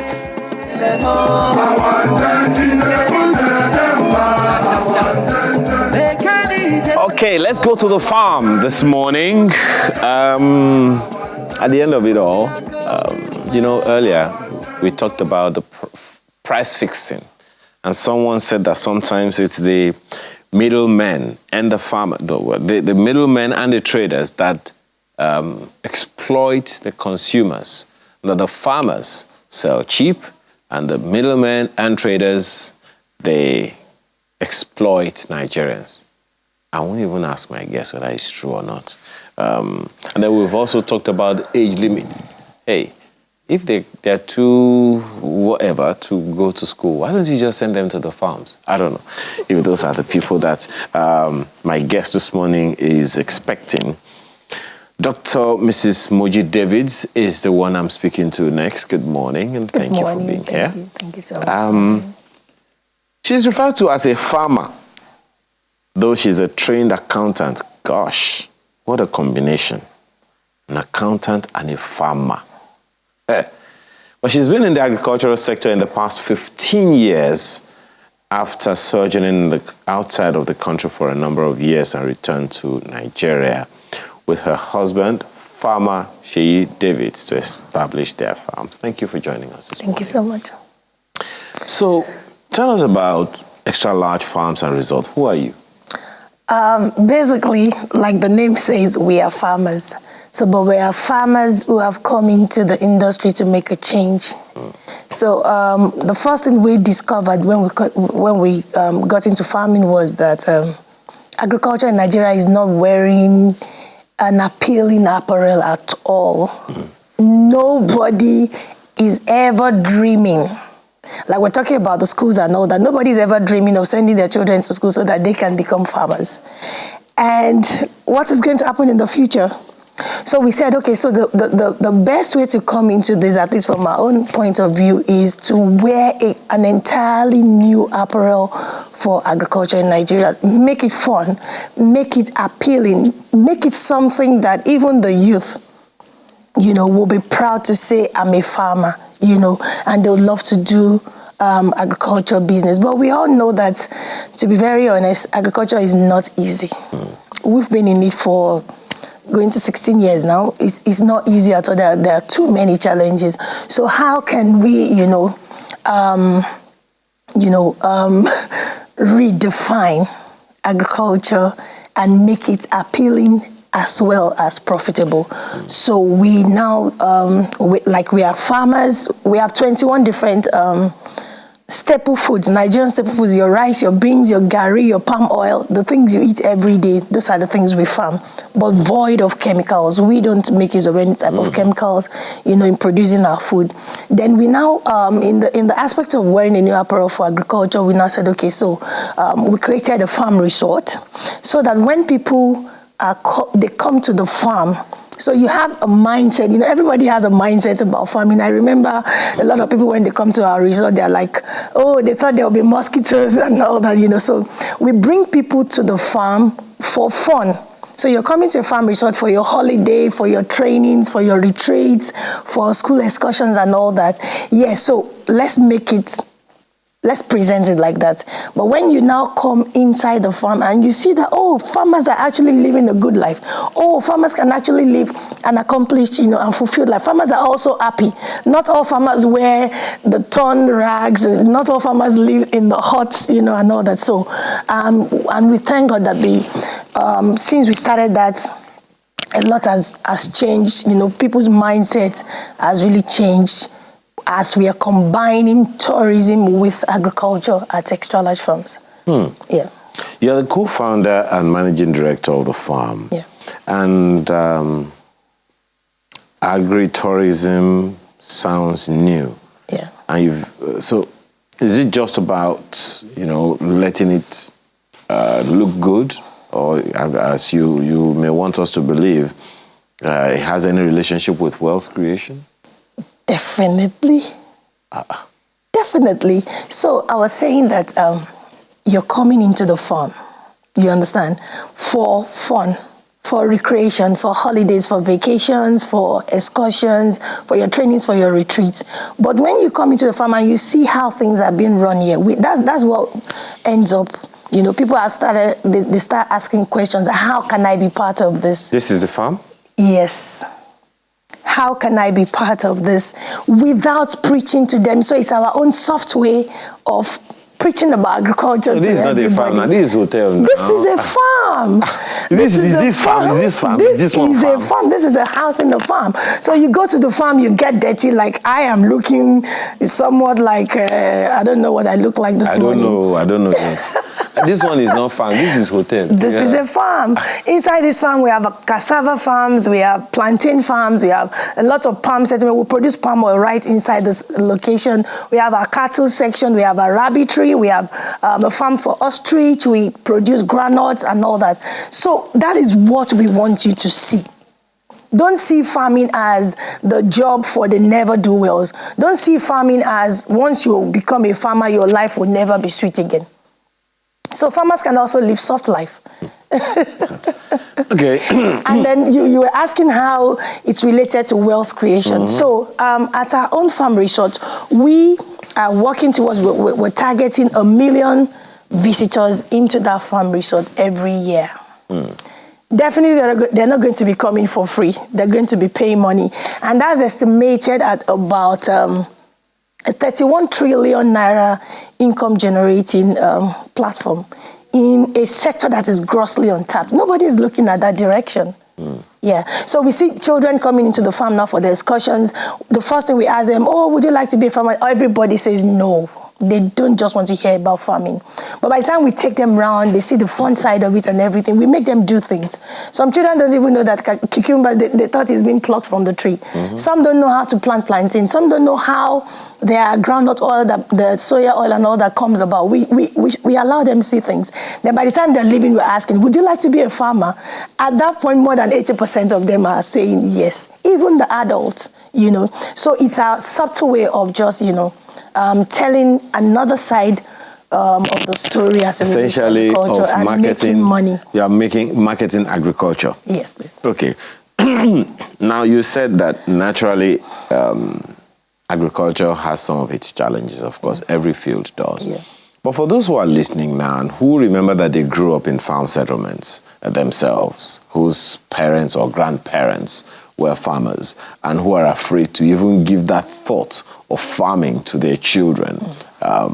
What are those challenges in contemporary farming that you think people should be aware of, and how have you navigated them over the past 16 years? Wow, the challenges are huge, they're enormous, they're heavy. It starts from land acquisition. Because most times if you want to do farming on a commercial scale, it has to be on a large, expanse of land. And most times when you acquire this type of lands, you are not able to start cultivating it immediately, and it sends a wrong signal to the Omoniles, and they feel, they've abandoned it, and they want to do everything to ensure that they get it back from you. So acquisition of land, and then, like I always say, the problem of Nigeria as it relates to agriculture is not whether we have lands. It's the fact that we are not putting our lands to effective use. So how do we put it to effective use? Sourcing for laborers now to any practicing farmer is a big challenge. Nobody wants to work at the farm. So we used to have the likes of the people coming from other countries, the likes of the Togo, Benin, and all that. But now with the issue of the currency, not so stable, and the currency is even better than ours now, so everybody just wants to stay in their country. It's a problem. Another challenge in agriculture is, what is the right thing for you to farm, cultivate, or rear that will give you good profits? Then after you've successfully reared or cultivated whatever you choose to do, how do you sell? So Nigeria is not so structured to the point where you have a ready-made market for your produce, except you go, find a solution. So I always say, like in many of our trainings, we teach people not to farm and look for markets for the farming stuff they've done after they have cultivated. No, you have to source for the market before you even start the venture, or else you're going to end up in the hands of the interlopers. So something is happening. For example, now maybe a tuber of yam is selling in the market for 5,000 naira. You will be shocked to hear that those tubers didn't leave the farm for more than 1,500 or 2,000. Who made all the profits? And that's why the farmers end up becoming poorer than they were even, and some people are getting richer at the expense. So that is another challenge, And then we also talk about how to, there's too much of post-harvest loss in agriculture in Nigeria. You see a lot of things just getting wasted because the farmers can't access market for their produce and all that. So those are the challenges we've faced over the years, and we've learned in a very painful way. Like they say, experience is the best teacher. So as we are going through the challenges, we're solving them, we're learning some things to never go back to. So it's not everything, to be very honest, it's not everything that is profitable in agri. So we've learned the things not to touch again, and the things we should do more, as those ones are more profitable. And one of it is the tourism part. So it's a win-win because it's helping people to get more aware about agriculture, because they actually came to the farm resort for something else, but at the end of the day, they see it work here and they are interested. I've seen a lot, like 80% of our guests end up saying, I also like to have a farm, So the tourism part of it, like we are attracting 1 million visitors into the farm resort every year. And like I said, it's about a 31 trillion income generating platform for those who are interested. So there is a lot of wealth flowing around that platform that we need to let people know, open their eyes and see what to do about it. So not only are you coming in to learn about agriculture, not only are you coming in to see it done practically, not only are you going to be able to have access to quality 100% natural food products, but you will also now be able to create transgenerational wealth for yourself through agriculture and tourism with extra large farms. Interesting. Thank you. I heard you are having a summit coming up soon. Yes, please. Tell us about it. Thank you. So before I tell you about the summit, I'd like people to take this number down so that it doesn't become a problem trying to reach us. No, we will definitely take those numbers, but I'm ready to take mine now. So for the summit that is coming up, we're doing it in 3 ways. We're having a virtual one. We're having one somewhere in Lagos, Ebony Life Cinemas to be precise.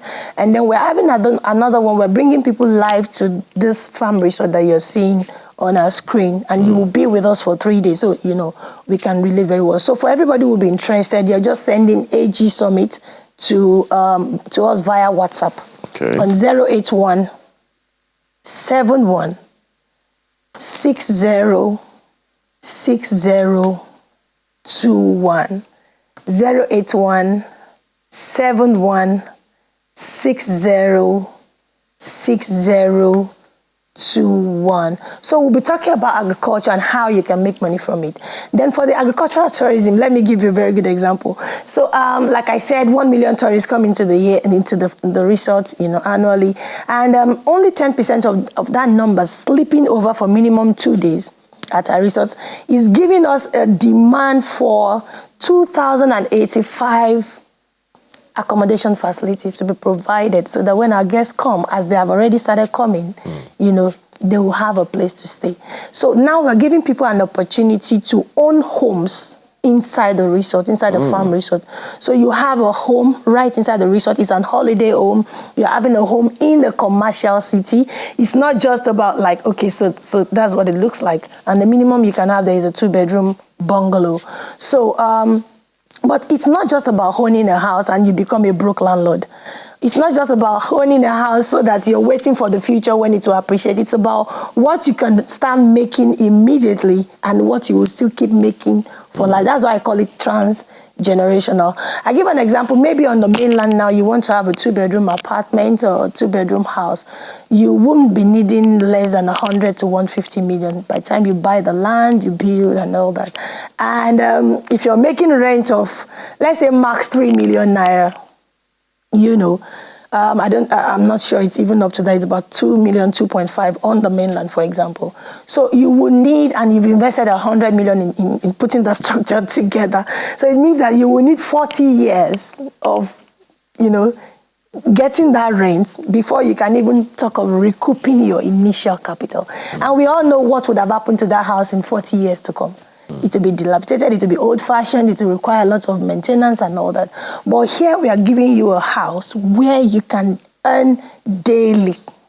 As people are coming to the resort, there's a huge demand.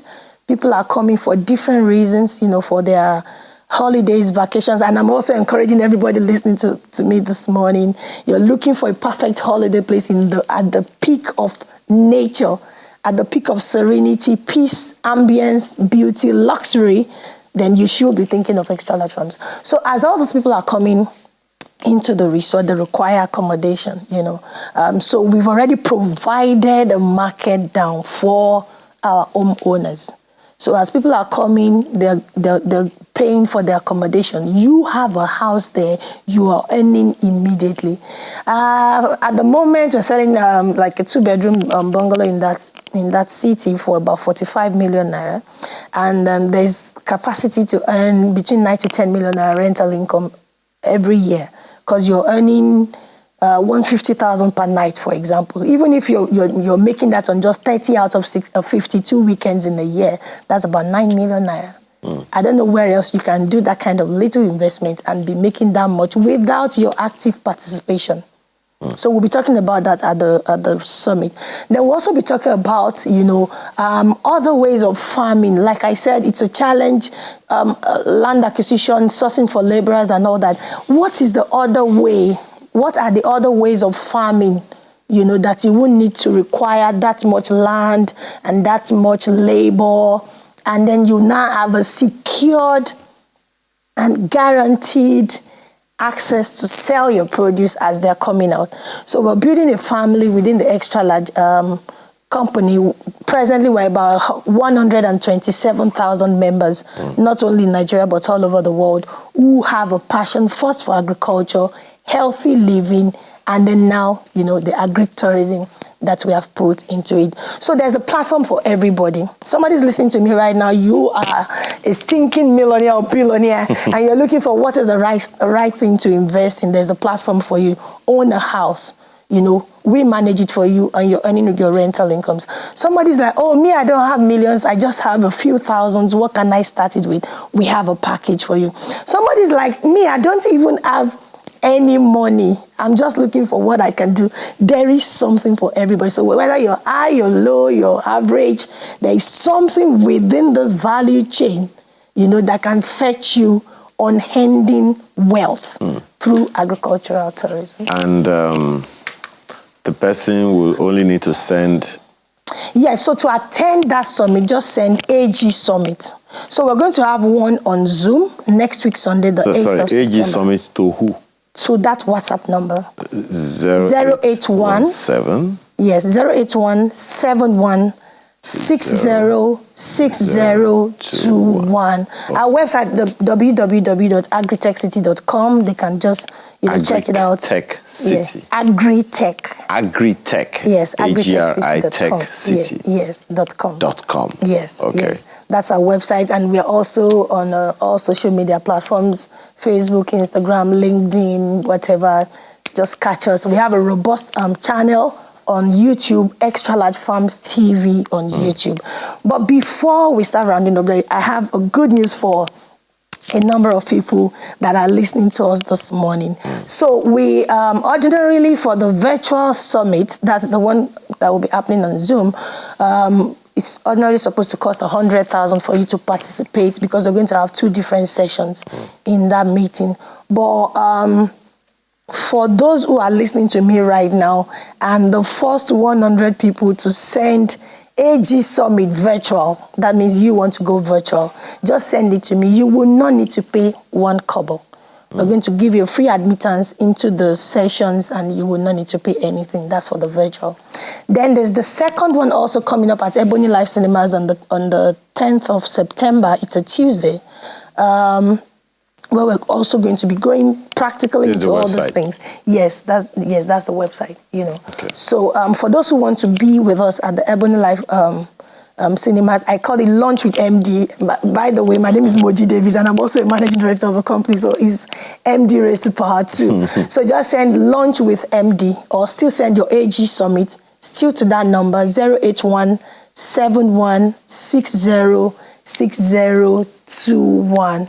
For that other program as well, it costs 100,000 to attend.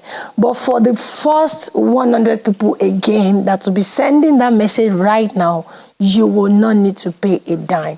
To come and have lunch. To come and have lunch with me, and let's talk business, and let's see how practical this thing is.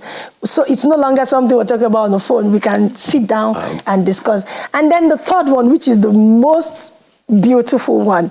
So we want to host you at the city. It's a city because it's not just about a farm resort and all that. A golf course is coming in there, and helipad is coming into that farm, so you can fly with your chopper from any part of the world. By the way, I forgot to also let you know that we are just 20 minutes away from the border. So you are at our Where farm is resort. this location? Ota Idiroko Road in Ogun State. Oh. Yeah, so I think the major landmark is Covenant University, or Winners, yeah. So from Winners, Covenant is about 40 minutes to the route, and it's just a straight road. It's right on the express, and you just come in. So from our location to the border is another 15, 20 minutes drive. So you can as well be with us and choose to just, take a trip down to Cotonou or wherever, and still be back on the same day. There's a location not too far from us also, that is very close to the Atlantic Ocean, where from our resort there to that place is about another 45 minutes, and you are 10 minutes away by speedboat to either Lekki or Apapa. Still from this resort. So for those who will be owning homes there, or those who will be coming in to do business with us there, it's not just a property you're buying. You are buying an already established and well profitable business. You're also buying into the future of agricultural tourism in Nigeria. So I said, we are bringing you into the city, 3 days of fun, 3 days of relaxation, 3 days of enjoyment, 3 days of also learning practically. We'll be together. We have fantastic accommodation, like you've seen on the slides showing there. So now, ordinarily to have a 3 days vacation at a resort should cost you about 300,000, thereabout. But for those who are listening to me this morning, with your 150,000, we're going to host you for 3 days. Your feeding, your accommodation, the training, everything covered. Just for the first 100 people also that are going to be calling me. All this is happening in the month of September. And all you need to do is to just send the AG Summit right now to 081-71-60-60-21. So with 150,000, you're coming practically to this resort. You want to come and see it, whether what we're saying is true or false. And for those who don't mind sharing room with somebody, then you even have another fantastic discount. Just pay 80,000 naira and you will be there. Plus, we'll be presenting certificates at the end of the program so that, people, what we want is for people to come, learn, and get started immediately.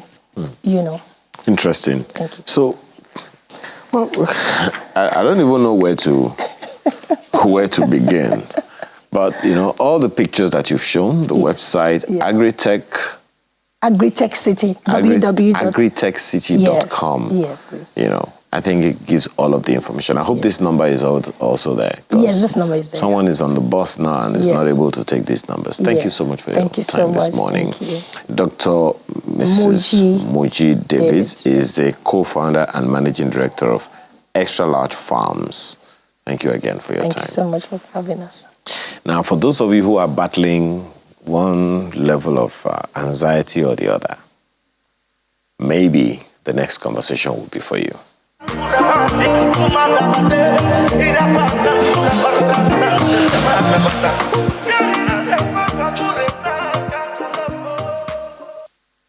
Well, this is one of those days. So we're talking about understanding anxiety. And the two of our guests got stuck in, let me not qualify the traffic.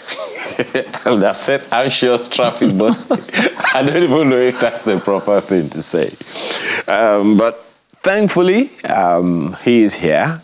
What we want to talk about is, first of all, to help you understand the whole concept of anxiety. We understand that anxiety is a feeling of fear, of dread, or uneasiness. We're in the month of August. August ends today. September is the month of school fees. It is the month of anxiety for some people.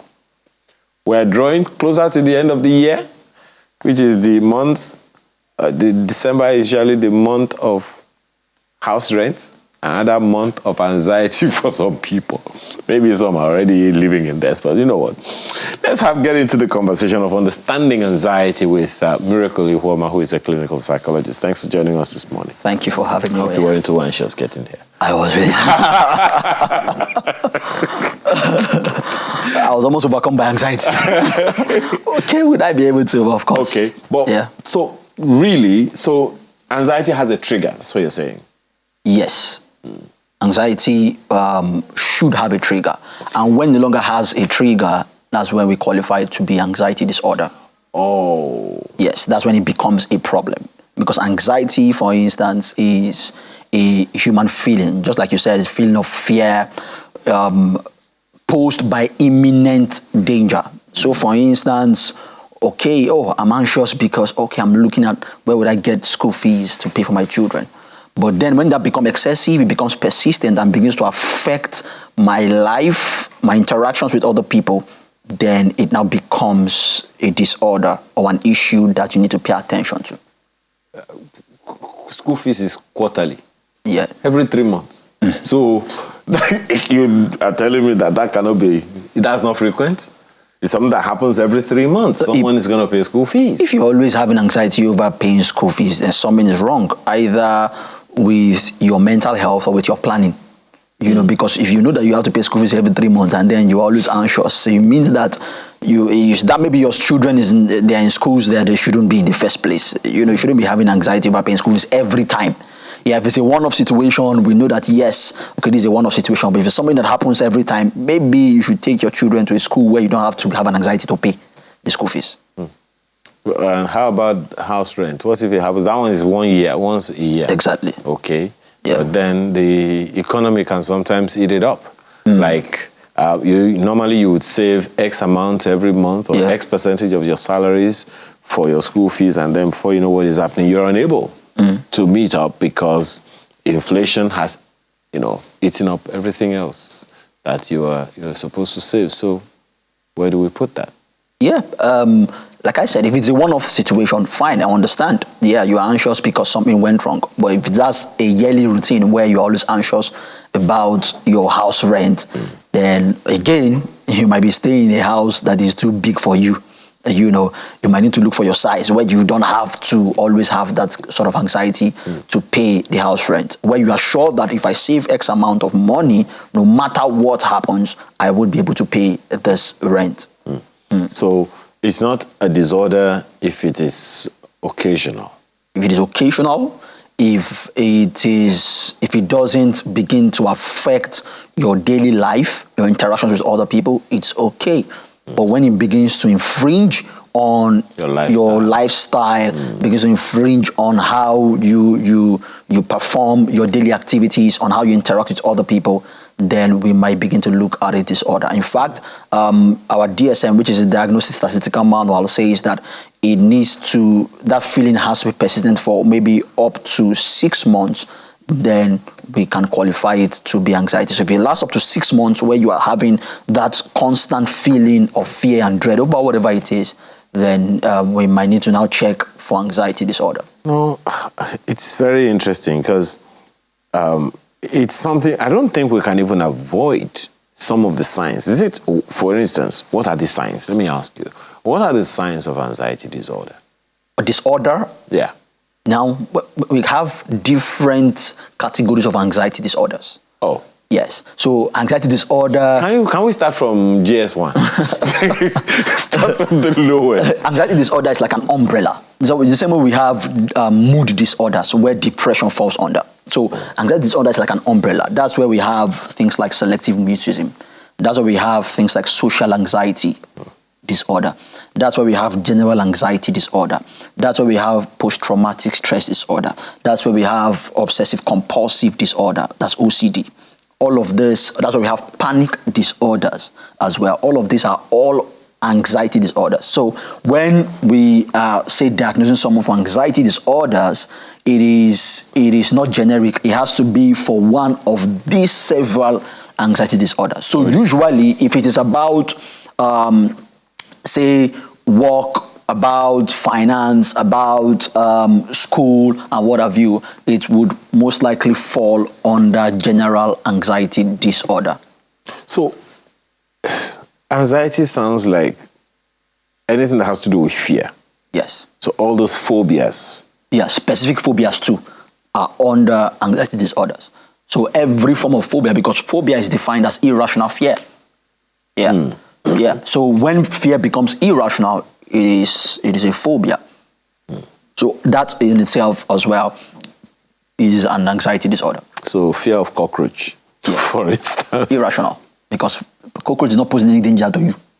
Who says? What danger does cockroach pose? Have you seen the movie Beetle? Well, I haven't. Go Anyway, not to make light of, because someone is actually listening now and is actually, for instance, I'm on mayoclinic.org now and they're talking about feeling of nervousness, restlessness, or tenseness, a sense of impending danger, panic, or doom, an increased heart rate, breathing rapidly, sweating, trembling, feeling weak or tired, trouble concentrating, or thinking about anything, Yeah. having trouble sleeping, having difficulty controlling worry, which is a normality for some people. Yeah. Having the urge to avoid things that trigger anxiety. Now, is this just a few, or all of them have to happen? Because there are those who are menopausal and they have some of these signs. Yeah. There are those who, for some reason, they have a few of them that are persistent and continuous. Does that make them fall into anxiety disorder? Yeah, and that's why in diagnosis, we have to rule out some other things. So it has to be that, okay, this anxiety is not happening because, for instance, like, it's not happening because of school fees, or no, not even school fees. It's not happening because of, say, menopause, like you said, or even a drug. Because sometimes certain medications can induce anxiety. Some of these things. Okay. So if we have to eliminate all of those instances before we can now diagnose somebody to have anxiety disorder, because some of these things can actually cause people to have, anxiety.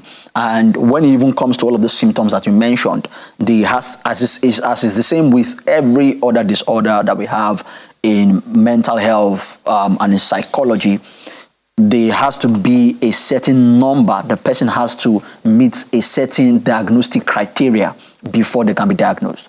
So for anxiety, I think the person has to meet about 5 or 6 of the symptoms, and then those symptoms have to be persistent over a period of about, say, 6 months before you can now say this person has a particular type of anxiety.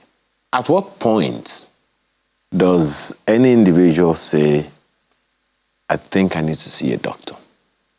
Yeah. At the point where you know that, because remember, we define anxiety as fear or dread over imminent danger.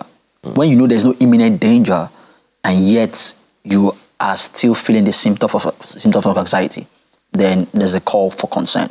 So or you are feeling the emotion of fear, dread, and what have you, over something that should normally not cause you to be scared, normally not cause you to be anxious, and you're anxious over it. For instance, because I'm coming to, there are people, for instance, because they're coming to channels, television, they become unnecessarily anxious. Yes, there's a bit of nervousness that might come.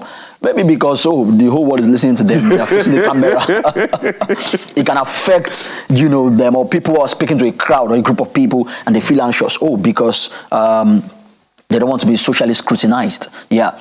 All of that, you can have a level of nervousness, right? But when it becomes excessive, one that you can no longer control, it becomes visible to everybody that this person is anxious, or you begin to make obvious, mistakes as a result of that, then you know that, okay, there's an issue here you need to work on.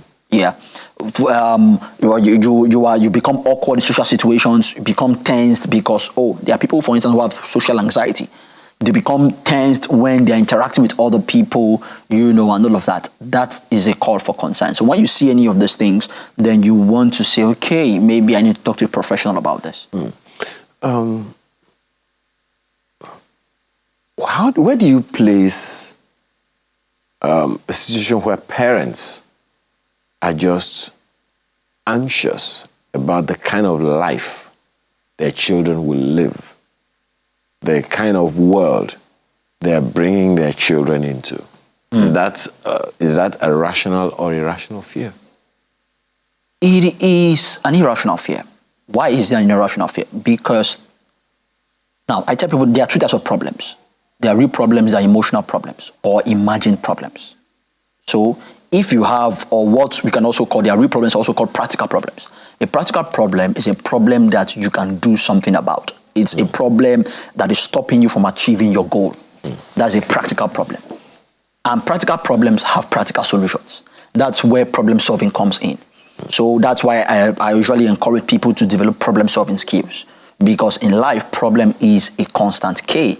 You're either in a problem, coming out of a problem, or going to a problem. Everybody belongs to one of these 3 categories. So you need to develop problem solving skills.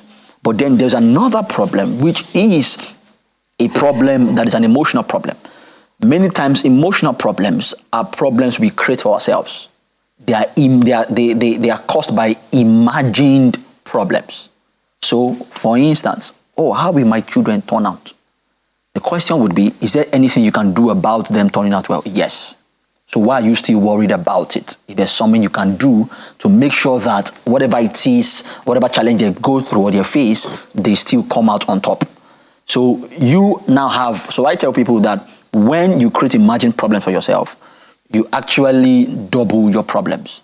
So let's assume that it's even a real problem. Let's assume that somebody right now has a child that has turned out badly. Now that's one problem. You becoming anxious over what is already a problem doubles your problem. So you have the real problem, which is your child who has turned out badly, and now you have a mental health problem as well, accompanying with that. So you want to make sure that one problem that you have, you stick with the one problem that you have and look for possible solutions for that problem. Because there is a way, for instance, to even mitigate the challenges that you're foreseeing in this world for your children. How? By preparing them, by making sure you go the extra mile to prepare them. Because no matter how bad the world is, there would always be remnants. There will always be people who are good. There will always be people who turn out well, no matter how bad. Generations past and present has told us and showed us that no matter how bad it is, in America, there are people who still get married as virgins. So it doesn't matter where you are. There are people who would still do the right thing. Okay. Yeah. So Godwin is asking a question. Says he has a friend who is addicted. I hope this is not an addiction problem. To playing football bets. And always there is this look on him when he loses a game. Clearly, you can imagine. So he's asking what can be done to help his anxiety in this situation. Is that anxiety? That would most likely be because anxiety usually happens when you are foreseeing a problem, not after you have had a problem. Most likely that is sadness. He's not supposed to foresee that he you most likely lose. Yeah, it's a bet in the first place. Okay. So that's having too much expectations, actually, unrealistic expectations. Okay. For the guy, and most likely he's experiencing sadness. Okay. Yeah. There's this. You spoke about parents earlier. I just wanted to quickly take that one. Now, how about the children themselves, the young people? Most young people out there they're disillusioned.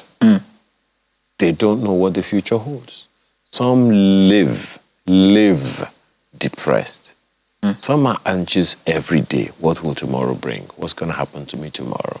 They don't even know. They don't have a forecast into any future. So they literally, perpetually live in anxiety. But because they are young, no one would imagine that a young person would be having that kind of experience or a disorder going on. What would be your counsel? Yeah, for every child, it's the same thing as a parent. Number one is have a vision. Because when you have a vision of where you're going, somehow vision instills hope. Because you know that, okay, even if no matter what I'm going through, no matter what is happening with me right now, there's where I'm going to. So vision helps you to have a hope for the future, right? And that's even what the concept of the future is. Because in the real sense of it, there is nothing like the future. The future is just God's way of, keeping our hope alive. Because today is yesterday, today is the tomorrow you talked about yesterday. So if you have a vision for your life and you have a picture of where you are going, it keeps hope alive. It makes you know that no matter what it is, my future is going to turn out well. And the next thing you want to do is to also plan alongside the vision that you have. That planning. There is no problem with planning. There is no problem with envisioning. Yeah. It's the movement. The movement, yeah. What am I going to do to get to that future? Yeah. You have to see it. You see it. You've seen everyone else do it. And then you plan, you think that it is something that you should be able to do. Planning is not the problem. Getting it done, that's the problem. It might shock you to know that many young people don't have a vision. If you go around and ask 10 young people, where do you see yourself in the next 10, 15 years? I can bet you that out of 10, most times you would have less than 3 who would give you a clear picture of where they see themselves. Really? Yes. For a lot of young people, just anywhere belly face. let's just be going, whatever happens. You say, I feel like in this economy, in this Nigeria, let's just be going, whatever happens. A lot of them don't have a vision. So for some that have visions, some of them don't have a plan, a step-by-step process, strategy on how to get that vision. To say, okay, this is what I'm going to do. Step 1, I'm going to get a degree in this area. Step 2, I'm going to get a mentor here. Step 3, I'm going to get a job, work for 3-5 years. And afterwards, step 4, I'm going to, start my own establishment or what have you. A lot of them don't have that step-to-step plan. Okay. Because that in itself mitigates a lot of the anxiety that one would have. Yeah. For instance, personally, I came from a humble background. But one of the things that kept me going was the vision that I had. I know that, okay, there's somewhere I'm going. So I had a mental picture. So whatever challenge I was going through at the time, because of that vision that I had, it helped me to go through the challenge happy and excited, even though I knew it was a challenge, because I know that someday I'm going to come out of this challenge and I'm going to help a lot of other people come out of the same challenge. Yes. Okay. And like you said, movement, of course. But many times, because it is direction that should precede movement. Because when you don't know where you are going, movement becomes irrelevant. Yeah, because no matter how far you go on the right direction, it doesn't make it the right path. So it's very important that you have a vision, you have a plan, and of course, movement can now follow the vision and the plan that you have. Thank you so much for your time this morning. I'm sorry we had to put you through that. By the way, can we ask the Lagos State government, particularly in Lagos, most of the traffic people are experiencing this morning is induced by fuel queues at fuel stations. Yeah. In many cases, they are doubling the queues. It's just the main fuel queue, and then there are others who want to shunt in front of the other people, and they accumulate traffic along the road. So please, let the Lagos State government, and this is happening on major highways, please let the Lagos State government do something as quickly as possible on this particular matter. Thank you again, Miracle Ihuoma. Thank you very much, sir. Psychologist, for your time. Well, back right after now, and I know the matter is not a laughing matter, but whether or not you will, I guess we'll see when this break is over. Spread me money, make we go call you honey. You self go host the party.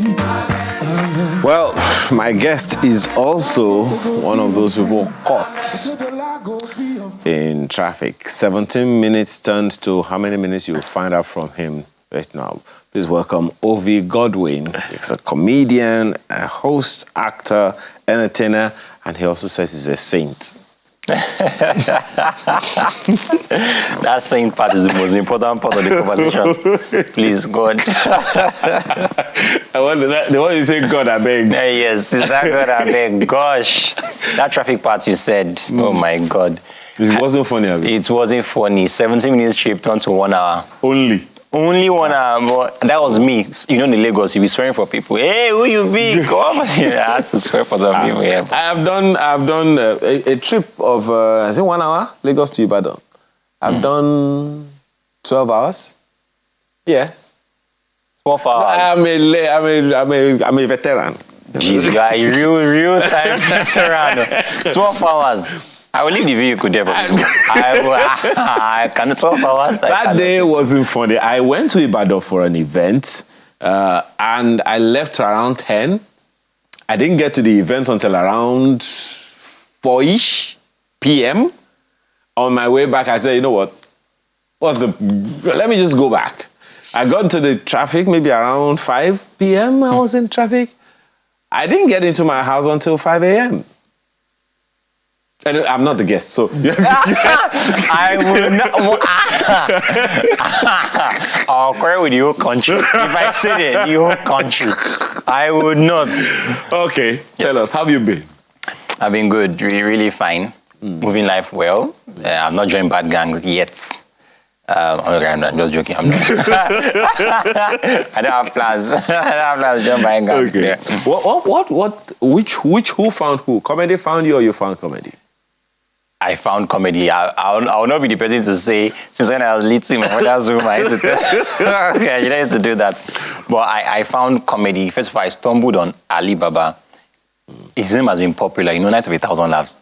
His name has been popular, but then I read something from him. Yes, he was saying the new idea of stand-up comedy in Nigeria will be when people can tell their jokes in a language that is more marketable. That was his term. That is his own way of saying, with pidgin English, you can get really big, but it limits you. There are many other people in the part of the world that you can reach. Is why even the very big American comedians, you can listen to them and have a good time. Maybe not laugh as hard as a Nigerian would if a Nigerian is telling the story, but you can have a good time. You can go to his show. So you're saying, tell comedy in a language that's more marketable. So I got introduced to that, and then I stumbled on another person's video, SLK. SLK is another comedian, and he does jokes in English language. I was like, this country, and it's true. When I'm on stage, when I'm talking to people in general, I cannot talk to people with pidgin on stage. It feels too informal. It feels like I don't respect you enough, because as the host of an event, for example, no host to approach people and say, you will not just come there. You first say good evening or good afternoon, ladies and gentlemen. You first go through the formalities. So I'm like, if you respect them enough to go through the formalities, I don't think you should talk to them in pidgin like that. So that's where I started from. English language, stand-up comedy in English. It's what I do. However, people think it's a niche. People think that if you are doing your jokes in English language, it means that I'm an English comedian. No, I went to command. Homegrown. Oh, very homegrown. So it's not even anyhow command, it's boarding house.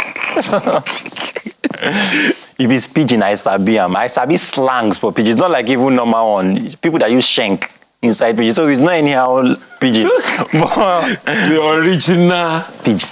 It's barracks pidgin, but it's just that I just think that to be more marketable to people, work yourself through it and make it a thing that you get comfortable with. I find that very interesting.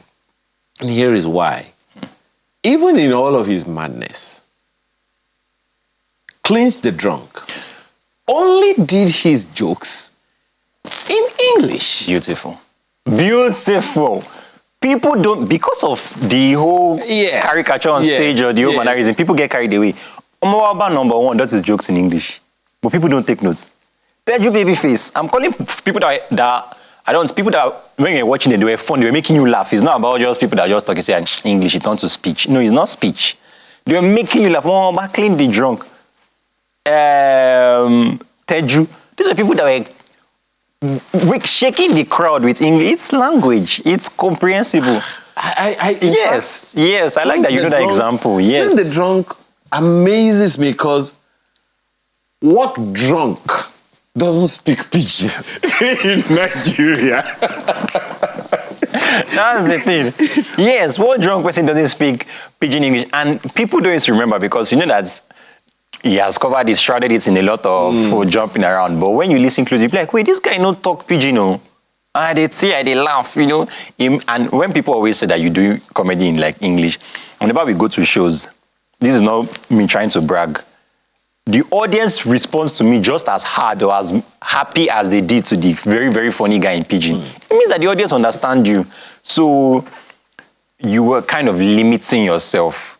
Or let me say, it takes extra work to do stand-up comedy in English. We can't deny that fact, because in pidgin English, if you say, the typical example I used to give, if you say, that man can't come, and then break 3 bottles for his head, people will laugh. But in English, if you say the man came and they broke 3 bottles on his head, people will be like, where is the S in the bottle? The bottle is supposed to be plural. So bottle is plural, and where is the S? So all those little things will be deterring people from focusing on the stand-up. So with English language, tenses, grammar, pronunciation has to be close. So because that's just like, Baba, man, just enter this video. I just crack my joke, man, come up for there, but people respond well to it, and it's a good time in the comedy space. So how come you selected comedy and not music, and not acting, and not pastoring? I'm not pastoring. That are not pastoring part. Please, the way I drag it, I'm skinny like this. I've dragged my body. All right, so why I chose stand-up comedy first was because of the natural inclination to always want to talk. And then, friends always put you in trouble. Friends always say, you're funny now, you're funny like that person on stage, now go. until you try it for the first time and you cry. Is that what happened to you? Yes. Tell me what happened. Okay, so the first time is always like betting. The first time you try to bet, you seem to win. You didn't have much expectation. Yes. So it did not happen. Yes. Okay. Then you now get drawn into the world of ridicule. But you know, when you try for a second time. So the first time I ever tried to do stand-up comedy, it was good. People were like, oh, people introduce you that he's trying it for the first time. So people were like, yeah. So there was that first time liberty. Let me call it liberty or empathy from the audience.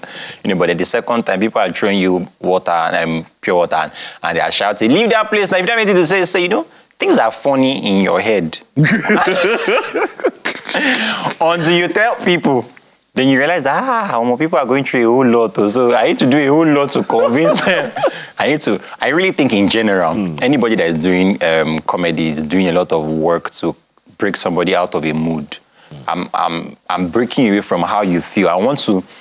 Public speaking is already very difficult, like what you do. People think it's as easy as a script, but when you start to talk to people, you realize how boring it can get when the person is not giving you the feedback you want. You realize how hard. But then in stand-up comedy, the goal is to make people laugh. So apart from speaking to this person, if he's not laughing, it means you're a motivational speaker. You're a political orator. But because of natural inclination to speak to people and having playful time, but you spend extra time reading, practicing. No, there's no comedian, no matter how they make it seem, all of them they practice. So they take out time to test it, talk to people about it. Try. There is a part where the spontaneity comes in when you already know what you want to say. But then you come and then you play with the audience. There is that part. However, all the other jokes that they tell you that you're like, he told the joke about people wearing starched clothes. He told the joke about people that walk in traffic. It's practiced. Very well practiced. That's the extra work that people don't realize. But may I have a problem right now? Oh, sorry. No, go ahead. But since COVID, 2020, a new world of humor overtook the internet and people's minds. Skit making. Yes, since people watched a whole lot of skit making in Nigerian space, because overseas they said that ticket sales for stand-up comedy grew since COVID. So it means in the Nigerian market there's something they're not doing really to expand. Because most people now, if you ask them who are the comedians that you know, it's always the 90,000 laugh set of people that they know why. They were doing comedy more properly then. They were having comedy in theater sittings like church. That's the energy for public speaking. Now, pastors used to command your attention because the setting of people seated in chairs and arranged is such that you cannot be easily distracted. They don't let you press your phone or to tap you, face the pastor. So, speaking of that, I should have done pastoring. Well, you need a consultant. Apply. Well, yeah. So there is that social. So with the skit making, everybody now wants to go there. And then, the skit making gathers numbers in time because they post like 3-4 times in a week of different minutes of content. So you get to see the person's funny side. But with stand-up comedy, you cannot just tell, you need an audience, first of all, so you can't do it alone in your room.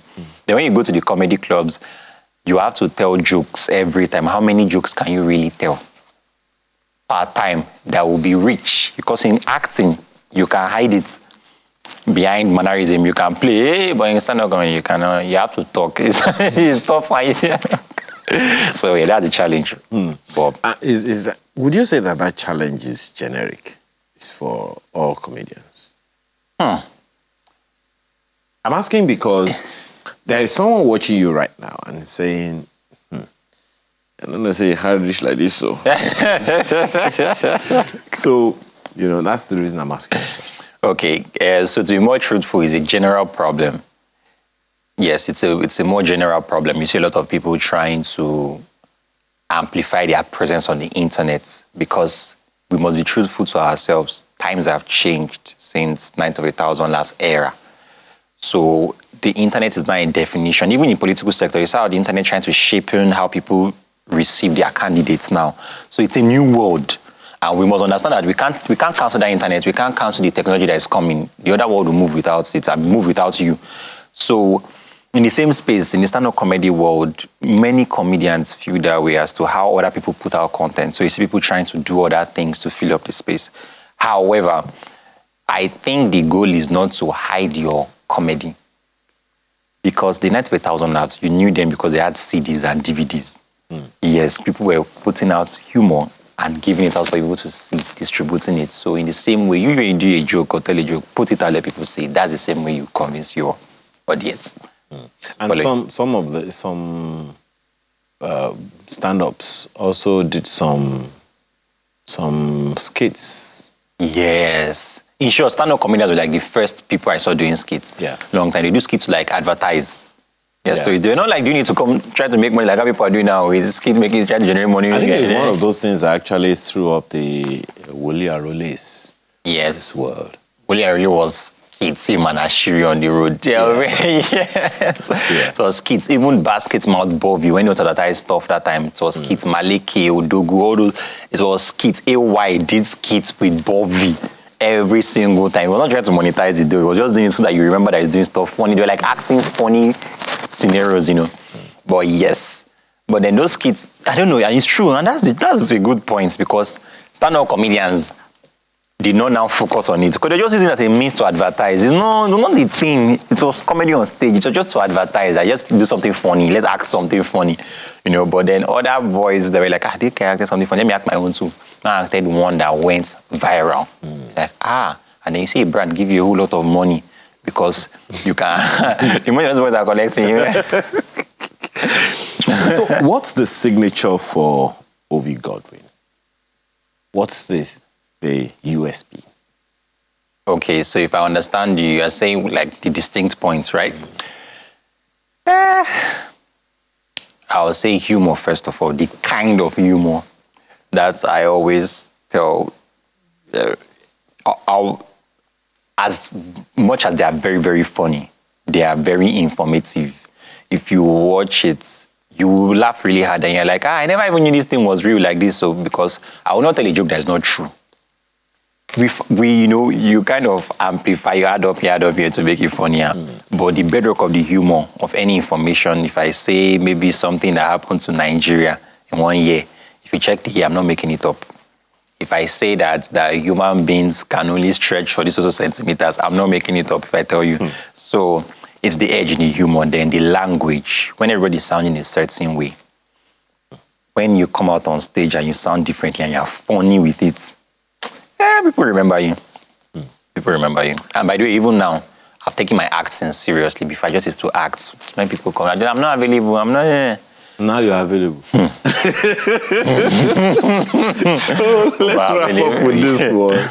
I'm pretty sure that there is going to be another time for us. What are we to expect from you within the next 1 year, 5 years, 10 years? Okay, so I did stand-up comedy, especially like 1 hour of telling jokes. Very funny jokes, even though it's 1 hour. So I did one. That one is on YouTube already. It's The Forerunner. It's on YouTube. Just type of Godwin, you see it. However, in the next few months from now, 1 to 3, I think 3 months or 4 months from now, I have a movie coming out. It's going to hit a streaming platform. And I played a major role there. Yeah! It's a big movie. We have Kunle Remi there. We have Gabriel Afolayan there. And a couple of other names there. Please, you should not be angry that I don't remember them now. So, I played the major role. The movie is The Artifacts. So, it's coming to a streaming platform. However, it's going to be in cinemas soon so that we can excite people. But it's really, we shot it around this country, 6 different locations in Nigeria. We went to North, we went to places where they were attacking, no kidding. Okay, I guess we'll see more of that in that movie. Yeah. Thank you so much for coming. Thank you so much. Really appreciate it. Ovi Godwin, entertainer, actor, note singer. Saint. We'll see. Time will tell. I'm pastor now in the future, pastor. And that's our show this morning. Thank you for the privilege of being a part of your morning and the last day of August. If it's your birthday, happy birthday. Meanwhile, have a wonderful rest of your weekend, and bye for now.